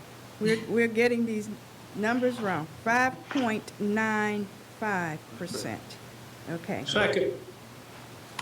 It has been moved by Mrs. Powell, seconded by Mr. Farmer, that we approve the architecture contract for Wilson Academy of Applied Technology construction project with Skinner Farlow Kerwin Architectural Firm, with the stated change under compensation as stated. Is there any further discussion? Hearing none, all in favor of the motion, let it be known by the sign of aye. Mr. Mercer? Mrs. Barnes? Aye. Mrs. Boyette? Aye. Mr. Breen? Aye. Mr. Farmer? Aye. Mrs. Powell? Aye. Myself, Dr. Fitch, aye. Let the record reflect that the motion carries unanimously. Thank you very much. The next item on our agenda is Title I eligibility. I think that's going to be Dr. Wilson. Yes, ma'am. So you have a packet regarding Title I eligibility. There are two schools that are a little bit different that we need to talk about. First being Forest Hills, and it's noted in your fourth bullet on your preces. Forest Hills percentage is greater than that of Toys Not or Spate. So based on the April 2020 data, therefore, we're recommending that we serve Forest Hills for Title I eligibility for next year, as well as based on the April 2020 data, Rock Ridge falls below the 40% threshold, but because of it being able to be grandfathered in, we're recommending that Forest Hills remain on the Title I eligibility. Ms. May will explain a little bit more information about the two documents that precede or behind the preces. Okay, good evening, everyone. So you have two documents in your packet. One is just a bulleted list, and it goes over some of the same information that we discussed back in February. Each year in April is when we have to pull our data for Title I eligibility. So I have pulled that data, and that data is what you see on that second page. So as Dr. Wilson stated, based on that data, we will need to, it is our recommendation to grandfather Rock Ridge again because their poverty percentage has dropped to 21.4. So I would note that unless that poverty percentage goes back above 40, this will be the last year that we can serve Rock Ridge as Title I. In Forest Hills, poverty percentage with that most recent data pull is 65.6. And so you can see, looking at that chart, that is higher than Toys Not or Spate. So in order to continue to serve Toys Not and Spate, we must also serve Forest Hills. The numbers that you see on that chart are either from the direct certified percentage for our CEP schools or our free and reduced lunch applications for our non-CEP schools. All right. Members of the board, do you have any questions, comments, or concerns in regard to the Title I eligibility as presented by the administration?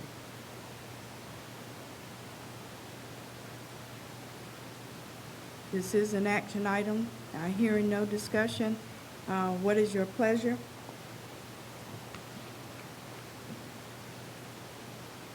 Madam Chair, Mrs. Barnes? I move that we approve the administration's recommendations for Title I eligibility, serving Forest Hills and grandfathering Rock Ridge into eligibility. Second. It has been moved by Mrs. Barnes, seconded by Mrs. Boyette, that we approve the administration recommendation of Title I eligibility, and that we are now including Forest Hills, and that we are grandfathering for this year Rock Ridge. Is there any further discussion? Hearing none. All in favor of the motion, let it be known by the sign of aye. Mr. Mercer? Mrs. Barnes? Aye. Mrs. Boyette? Aye. Mr. Breen? Aye. Mr. Farmer? Aye. Mrs. Powell? Aye. And myself, Dr. Fitch, aye. Let the record reflect that the motion carries unanimously. Thank you very much. Next is middle school Spanish opportunities. Is that you, Dr. Wilson? Yes, ma'am. All right. Mr. Linden and I have worked on a plan on how to provide Spanish opportunities for our rising sixth graders. You have on your precies several bullets. It didn't seem to require an additional document, so we put it all on your precies. First would be that these students would return to their base school at wherever they reside. And beginning in sixth grade, the students will be able to enroll in Spanish 1A through Edgenuity. Edgenuity is an online, self-paced, interactive, computer-based program. And then once they have done that, then they can continue in their seventh grade year with Spanish 1B, to divide up the Spanish 1 into 1A and then 1B. And then following that, they can take Spanish 2 as well in their eighth grade year. These students can take these courses through Edgenuity as a part of one of their electives, or they can take it as an additional course outside of the school day, with it being an online program. At the end of their time working with this, at the end of the, they can work on the Credit by Demonstrated Mastery, or CDM, to gain credit for their high school Spanish 1 or 2, whichever one is appropriate depending on what the students have completed.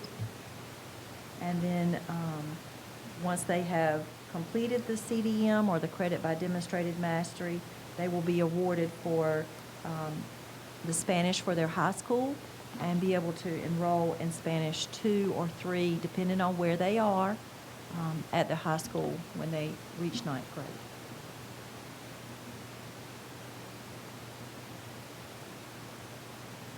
Members of the board, given the information that is being provided to us in regard to this middle school Spanish opportunity, do you have any questions, comments, issues, concerns? Foster, one or the other. I'm sorry. I'm sorry, Mrs.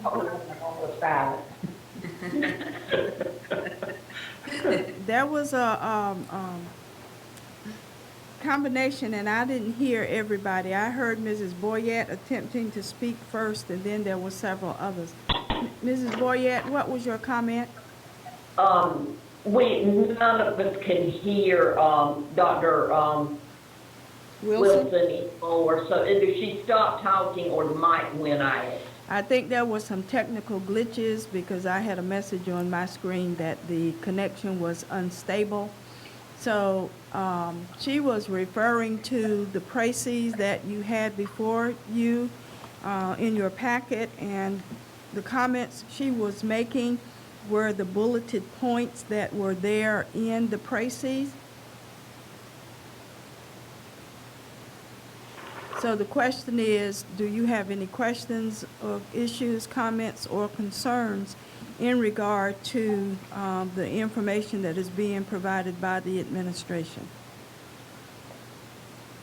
Madam Chair, Mrs. Boyette? if they were to choose to do it as the 5th elective outside the school day, would they, does that mean they could do it at home, or would we have to do it at school and provide someone to supervise them there? They would be able to do it at home. They complete their coursework at home. It would be up to the student. There will be some students who want to participate and know which electives that they want to take at the middle school. They already may want to do band or art. So this is actually giving them an opportunity to take an additional opportunity. Did you hear the response, Mrs. Boyette? Yes, I did. Thank you. Okay. Thank you. Sounds very good. Mr. Mercer? Madam Chair, Yes. is that at no expense to the student or family, either way at school or as a 5th elective? Correct. Either it's a 4th elective at no expense, or it's at as a 5th elective. It's no expense to the family. Thank you. If it's at home, it is according to their provision of internet capability. That is correct. If they need to have internet for that and they don't already have it, it would be, we're not paying for their internet. Thank you for the clarification. Any other questions, issues, comments, or concerns?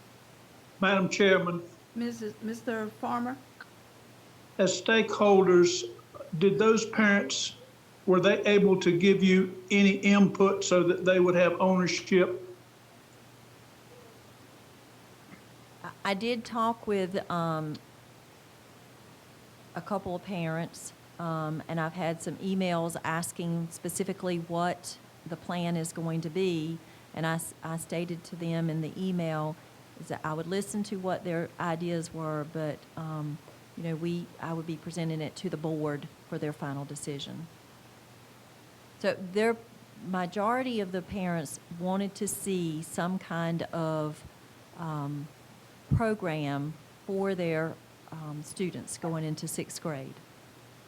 They wanted some type of curriculum available to their students. And this, in actuality, presents them with a curriculum for that request. Correct, as well as to let us know that it would be available not only in the 6th grade year, but also 7th and 8th grade.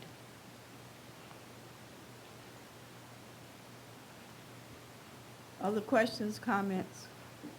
Madam Chair, I want to compliment Dr. Wilson and Mr. Linden and whoever helped with this, because I think they've been very thorough. Because I remember one of the parents coming before us asking if it could possibly be an elective, and they've even covered that. So I think they've done a thorough job. All right. Any other comments or questions? I agree with Ms. Barnes. They done a fantastic job. Mr. Breen? This also expands other kids who weren't in the Spanish immersion program. It gives them the opportunity to take Spanish classes in middle school as well, correct? It could certainly be that way if students feel like that they're ready for that. So by having expedite and having it as an elective either at school or at home, other students who have not been in Spanish immersion can now take Spanish at the middle school level. Okay. Other comments or questions? And am I reading this correctly, that once they get through the whole Edgenuity program through the 7th and 8th grades, that when they start the 9th grade, they'll be enrolled in Spanish 2 or Spanish 3? Well, not just the fact that they have completed the courses, they would have to complete the credit by demonstrated mastery to be ready to take whichever course that they have mastered, so that the next level. So if they complete all of the courses, but they only complete the credit by demonstrated mastery for Spanish 1, they would need to sign up for Spanish 2, it's the 9th grade. But if they complete all of them, as well as the credit by demonstrated mastery for 1 and 2, then they would be able to enroll in the 9th grade for Spanish 3. Okay, that actually sounds good. I like that. Thank you. Any other questions or comments? Hearing none, the chair will entertain a motion in regard to the recommendation for the middle school Spanish opportunity. Madam Chair, Mrs. Barnes? I move that we approve the administration's middle school Spanish opportunities. Second. It has been moved by Mrs. Barnes, seconded by Mrs. Powell, that we approve the middle school Spanish opportunities provision as presented by the administration. Is there any other discussion? Hearing none, all in favor of the motion, let it be known by the sign of aye. Mr. Mercer? Aye. Mrs. Barnes? Aye. Mrs. Boyette? Aye. Mr. Breen? Aye. Mr. Farmer? Aye. Mrs. Powell? Aye. Myself, Dr. Fitch, aye. Let the record reflect that the motion carries unanimously. Thank you very much. Now the next question is our calendar for the next year. So before you are several options. I'm going to turn this over to Dr. Wilson. Okay, so before we get into next school year and the calendar, we need to talk about the current school year. Is that okay? Yes, ma'am. All right. So in this first précis that you have for the revised 1920 traditional calendar, you have 4 documents behind the précis. You have 2 of the worksheets as well as 2 of what we would call the student and staff calendar that would be posted online. So if you take the first one that was approved, it's noted in the upper right-hand corner of the worksheet. It says approved 10/21/19, and place it beside the proposed May 18, 2020. You will see a little bit of difference when we're in the second semester of this school year. The first difference that you will see is in the approved 10/21/19 is that February the 21st is a regular school day. But when you compare it to the proposed calendar, it has SN. That means that we were out of school on February the 21st, okay, for snow. Then we'll move down to March. So March 16th through March the 27th have been changed from student work days to optional work days. And that was based on the guidance that we received from the governor and DPI that they were considered optional work days. We felt that it was important for this to be noted on the calendar because of the type of leave that teachers were able to take during the March 16th through the 27th. Teachers are not able to take annual leave on a regular school day. However, during that 2-week period, they were allowed to take annual leave because it's an optional workday. Then, based on the governor's orders, we went into remote learning starting on March the 30th. And you will see that noted on the proposed calendar all the way through May 29th. So we're proposing that the end of instruction comes on the traditional calendar on May 29th. And then the days in June on the approved calendar, the previously approved calendar, you'll see to where there are 4 mandatory work days and an optional work day.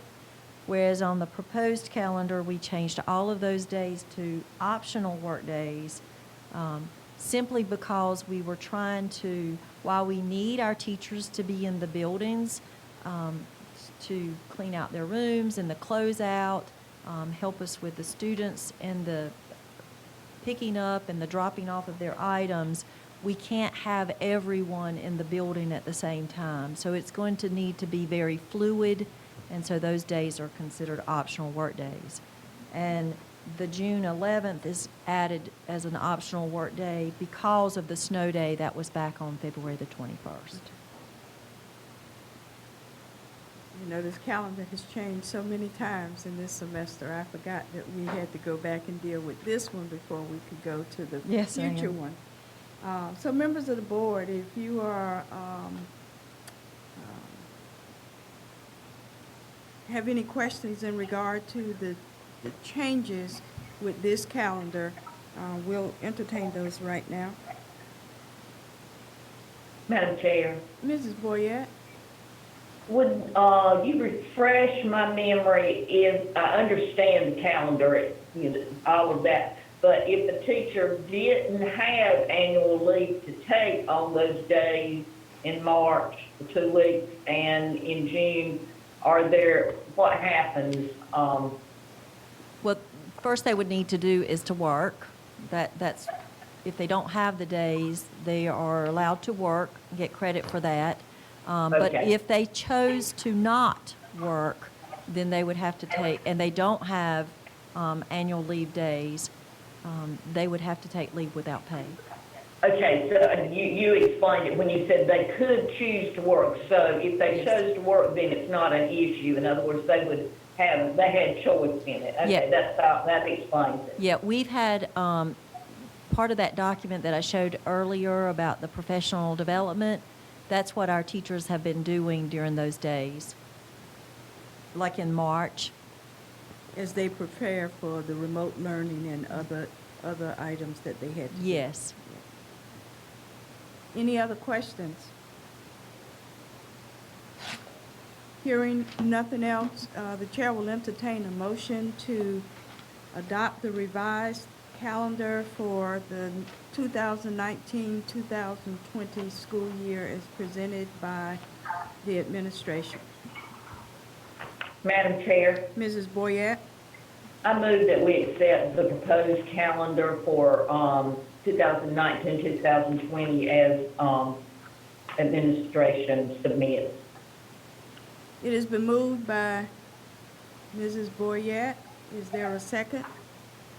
Second. And seconded by Mr. Mercer that we approve the revised calendar for 2019-2020 as presented by the administration. Is there any further discussion?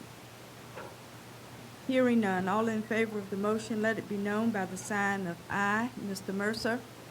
Aye. Mrs. Barnes? Aye. Mrs. Boyette? Aye. Mr. Breen? Aye. Mr. Farmer? Aye. Mrs. Powell, Aye. and myself, Dr. Fitch, aye. Let the record reflect that the motion carries unanimously. Thank you very much. And so now we're on to the early college 2019-2020 revision. We have, behind this Precies, we have 4 documents as well, the 2 worksheets as well as the staff and student calendar that will be placed online once you have approved the calendar. The snow days that we talked about in the traditional calendar, in the early college was already an optional workday on February the 20th. So, or we changed it to an optional workday, and then the next day would be a snow day. And then we have the remote learning day. We had the O days in March, and then we had the remote learning days, and then following the optional work days beginning May 11th through May 26th. Members of the board, do you have any questions or comments or concerns in regard to the revised early college 2019-2020 calendar as presented? Hearing none, the chair will entertain a motion. Madam Chairman, Mr. Farmer, I move that we accept the revised 2019-2020 early college calendar as presented by the administration. Second. it has been moved by Mr. Farmer, seconded by Mr. Mercer, I believe it was. Yes. To approve the early college revised 2019-2020 calendar as presented by the administration. Is there any further discussion?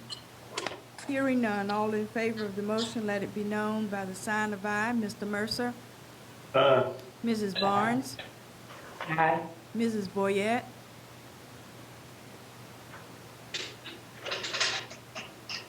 Mrs. Boyette? Dr. Unmute, aye. Aye. Thank you. Mr. Breen? Aye. Mr. Farmer? Aye. Mrs. Powell? Aye. And myself, Dr. Fitch, aye. Let the record reflect that the motion carries unanimously. Thank you very much. So now we are at the 2020-2021 traditional calendar for the high schools, the 3 traditional high schools. So we have 5 documents behind this Precies. The first document that we have behind the Precies happens to lay out information regarding the COVID-19 Recovery Act that dealt with calendar changes that we are required to make. And that's at the top of this document with 2 bullets, list that information out. And then the bottom half of that document spells out a little bit of information about our hours, when our days are going to be, our opening date, our remote learning days, and then our closing date. I'm going to go through the 2 worksheets as well with you. You have the already approved back in January the 13th, the 2021 traditional calendar, and then to your right, if you lay them side by side, your proposed May 18th, 2020 calendar. So one of the changes that was made in the COVID-19 Recovery Act was that we had to begin school on August the 17th. So you'll notice over in the already approved calendar, our first day was August the 24th. On the proposed calendar, our first day for students will be August the 17th. As a result of that, the week prior to that, in the already approved calendar, August the 14th was an optional workday. But because students are going to need to come back earlier, we changed that from an optional workday to a mandatory, because that's only going to give staff 4 days.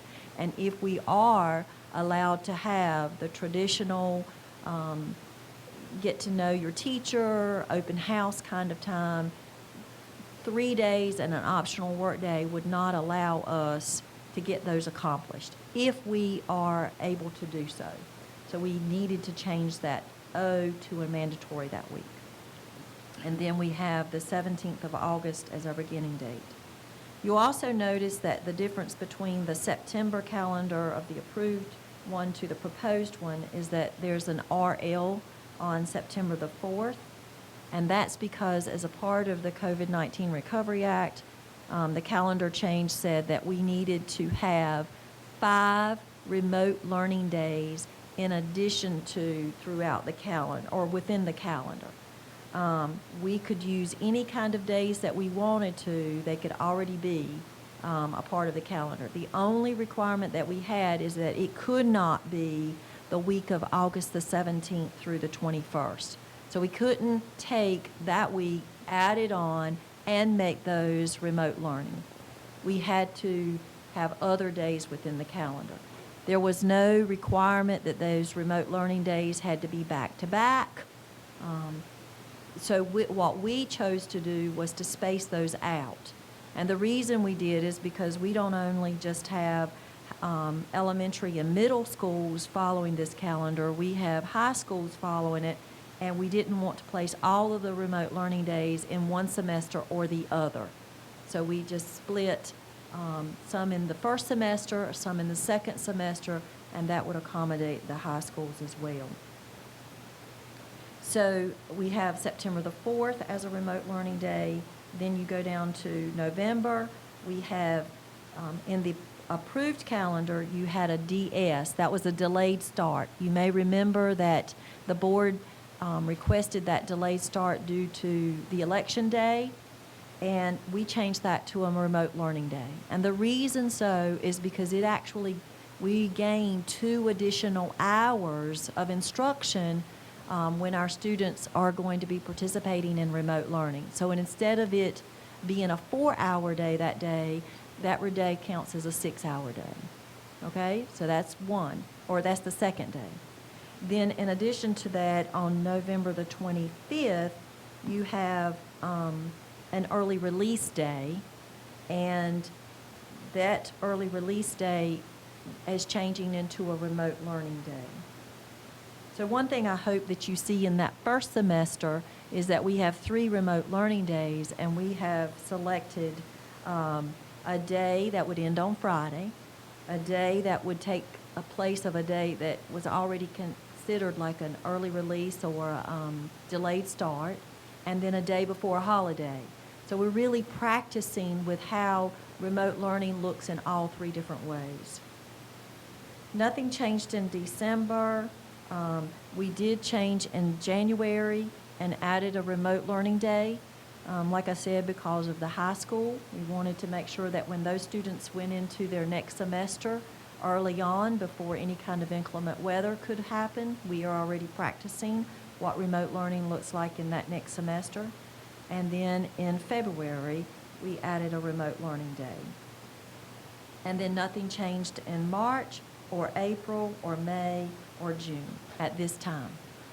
Hopefully we won't have to come back and change that. When you look at your documents, I shared with you that there's a student and staff calendar, and in the proposed May 18th student and staff calendar, there is an error, and we have already corrected it, and that is on the one that will go online. It says the 24th is a remote learning day, and the 25th is an early release day. The worksheet is correct in the fact that it's a remote learning day. So the worksheet is correct. Members of the board, you see before you the proposed 2020-2021 calendar. Do you have any questions?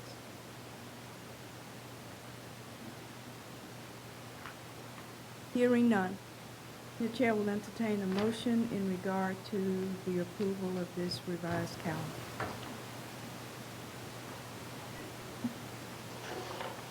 Madam Chair, Mrs. Boyette, I move that we approve the proposed 2021 calendar with the strategic placement of those remote learning days, thanks to God, yes.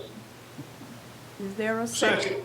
It has been moved by Mrs. Boyette, seconded by Mr. Farmer, that we approve the revised traditional calendar for 2021 school year with the strategically placed remote learning days that have been placed. Is there any other discussion? Hearing none. All in favor of the motion, let it be known by the sign of aye. Mr. Mercer? Mrs. Barnes? Aye. Mrs. Boyette? Aye. Mr. Breen?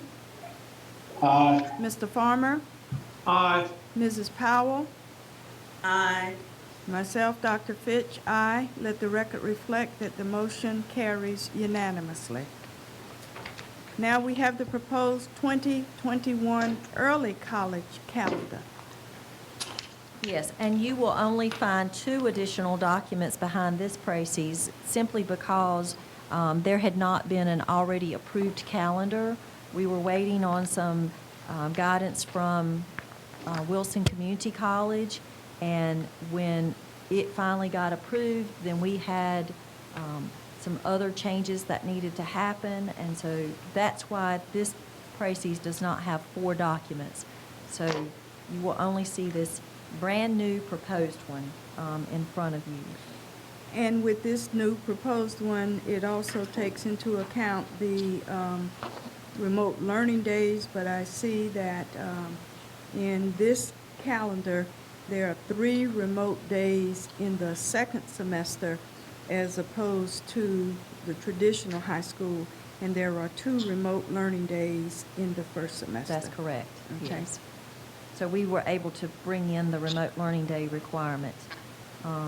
And in the legislation that was passed, the 5 days that are added on the traditional calendar that we had to start on August the 17th, to where we had to add 5 additional days outside of the days and hours, the early college is not required to do that. So that's why they did not have those 5 additional days. And in putting together the traditional calendars, we still have met the mandate of the state that requires so many days or so many hours, and we still have a cushion in terms of if we have some inclement weather. Yes, ma'am. In going back to the 2021 traditional calendar, we do follow the hours in that, and we do not follow hours under the early college. Is considered a modified calendar. In the traditional 2021 calendar, we will have, with the changes that you approved today, 47 additional hours if need be.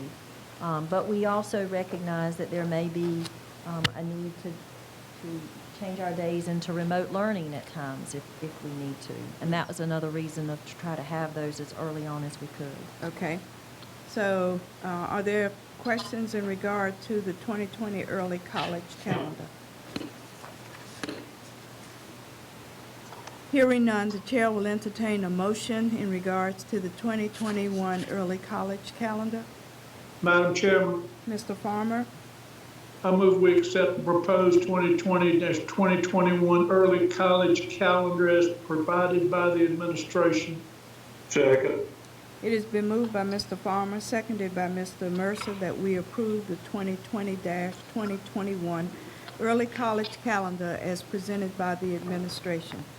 Is there any further discussion? Hearing none, all in favor of the motion, let it be known by the sign of aye. Mr. Mercer? Mrs. Barnes? Aye. Mrs. Boyette? Aye. Mr. Breen? Aye. Mr. Farmer? Aye. Mrs. Powell? Aye. And myself, Dr. Fitch, aye. Let the record reflect that the motion carries unanimously. Madam Chair, may I? Dr. Wilson? I'd just like to say thank you to all of the staff who helped prepare all of those calendars. It was not an independent, it was definitely group and teamwork, and I really do appreciate all of that, and the Title I and the instructional services updates. It was a lot of work, and it only happened because of the great people. Well, we thank you for that recognition of everybody who had a hand in the preparation of this. Our calendar certainly has been a moving target all year, and every time you have stepped up to the plate and found a way to get things to reconcile and keep us in compliance and meeting the necessary changes. So we thank you and all of the staff who have participated in all of these components of its instructional services in order to keep us moving and on track and on target. Thank you very much. The next item on our agenda is the review of legal services. Dr. Mills? Madam Chair, board members, according to policy, we need to review contract for legal services. Remember, there was discussion about that last time and the length of time. We are currently under retainer agreement with the law offices of Schwartz and Shaw through the end of June this year. And the board asked in the previous meeting, as we had that discussion, to bring this information and item back to the board in the spring to talk about determining the next steps for legal services. So that's what we're doing. Our contract again expires June 30th, 2020. So time frame wise and with what we're facing, in terms of administration protocol, we would recommend holding what you have right now while we're dealing with all the current side effects from COVID-19 and the architectural contracts and some of the processes we have in place. However, I need direction from the board about what you want to do for the board's contract with legal services. All right, members of the board, you are hearing the recommendation of the superintendent in regard to the legal services contract with Schwartz and Shaw. He is recommending that we, given the current situation and all of the contracts and the like that we are faced with currently, that we extend the contract with Schwartz and Shaw for one more year, but it is now open for discussion with you at this point. The floor is Madam open. Chair. Mr. Farmer? Mr. Breen. What's that? Mr. Breen. Madam Chair. Mr. Breen, look, you. I got you, more hair than he's got. You spoke, Mr. Breen, but they put Mr. Farmer's picture up on the screen, and so I'm looking at the screen, and I thought it was Mr. Farmer. My apologies to you yet again. But, It's okay. But Mr. Breen, the floor is yours. Thank you. Madam Chair, we have, just like we came to this point last year, and since that point now, we have put out requests for proposal for everything. Most recently, we even looked at requests for proposals for tennis courts. I think we need to treat our contracts for legal services the same way we treat every other vendor that we use. And it would be my preference that prior to entering into an extension with our board attorneys, that we put out an RFP and see what, if any, kind of response we receive. All right, thank you, Mr. Breen. Other comments?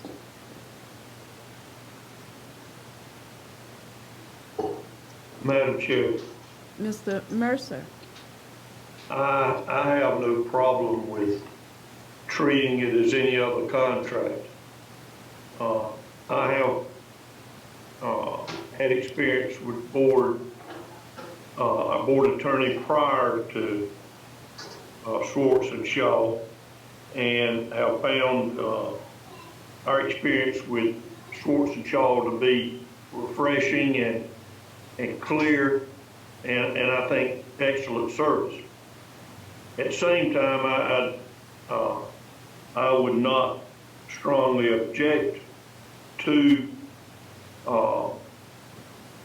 having other input, but I don't disagree with the administration that this is a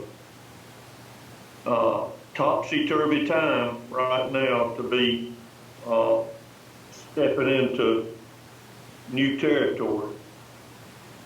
And I would not object to extending the contract a year with Schwartz and Shaw and next year prior to this point, start sending out requests for interest to be expressed. Thank you. Thank you, sir. Any other comments?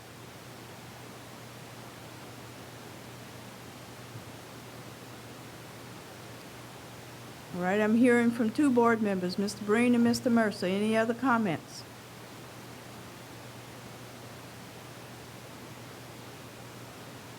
Hearing none, Chair will entertain a motion in regard to Madam Chair, Mr. Farmer. I move that we accept the administration's recommendation of extending for 1 year the current agreement for legal services with Schwartz and Shaw. Is there a second? Second. It has been moved by Mr. Farmer, seconded by Mr. Mercer, that we accept the administration's recommendation and extend the contract for legal services for 1 year with Schwartz and Shaw. Is there any other discussion? Hearing none, all in favor of the motion, let it be known by the sign of aye. Mr. Mercer? Mrs. Barnes? Aye. Mrs. Boyette? Aye. Mr. Breen? Nay. Mr. Farmer? Aye. Mrs. Powell? Aye. Dr. Fitch, myself, aye. Let the record reflect that the motion carries no. Let it reflect that the motion carries 6-1 with Mr. Breen in opposition to the motion. The motion carries. Thank you very much. Mr. Farmer?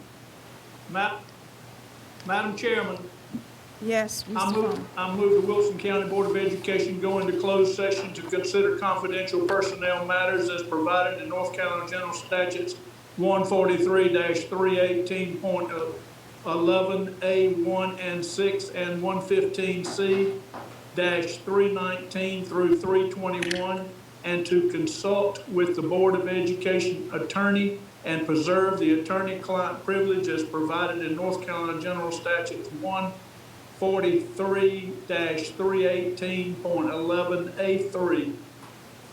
Is there a second? Second. It has been moved by Mr. Farmer, seconded by Mrs. Barnes, that the Wilson County Board of Education go into closed session to consider confidential personnel matters as provided in North Carolina General Statutes 143-318.11A1 and 6 and 115C-319 through 321, and to consult with the Board of Education attorney and preserve the attorney-client privilege as provided in North Carolina General Statutes 143-318.11A3. Is there any discussion? Hearing none, all in favor of the motion, let it be known by the sign of aye. Mr. Mercer? Mrs. Barnes? Aye. Mrs. Boyette? Aye. Mr. Breen?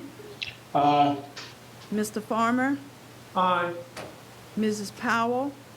Aye. Myself, Dr. Fitch, aye. Let the record reflect that the motion carries unanimously.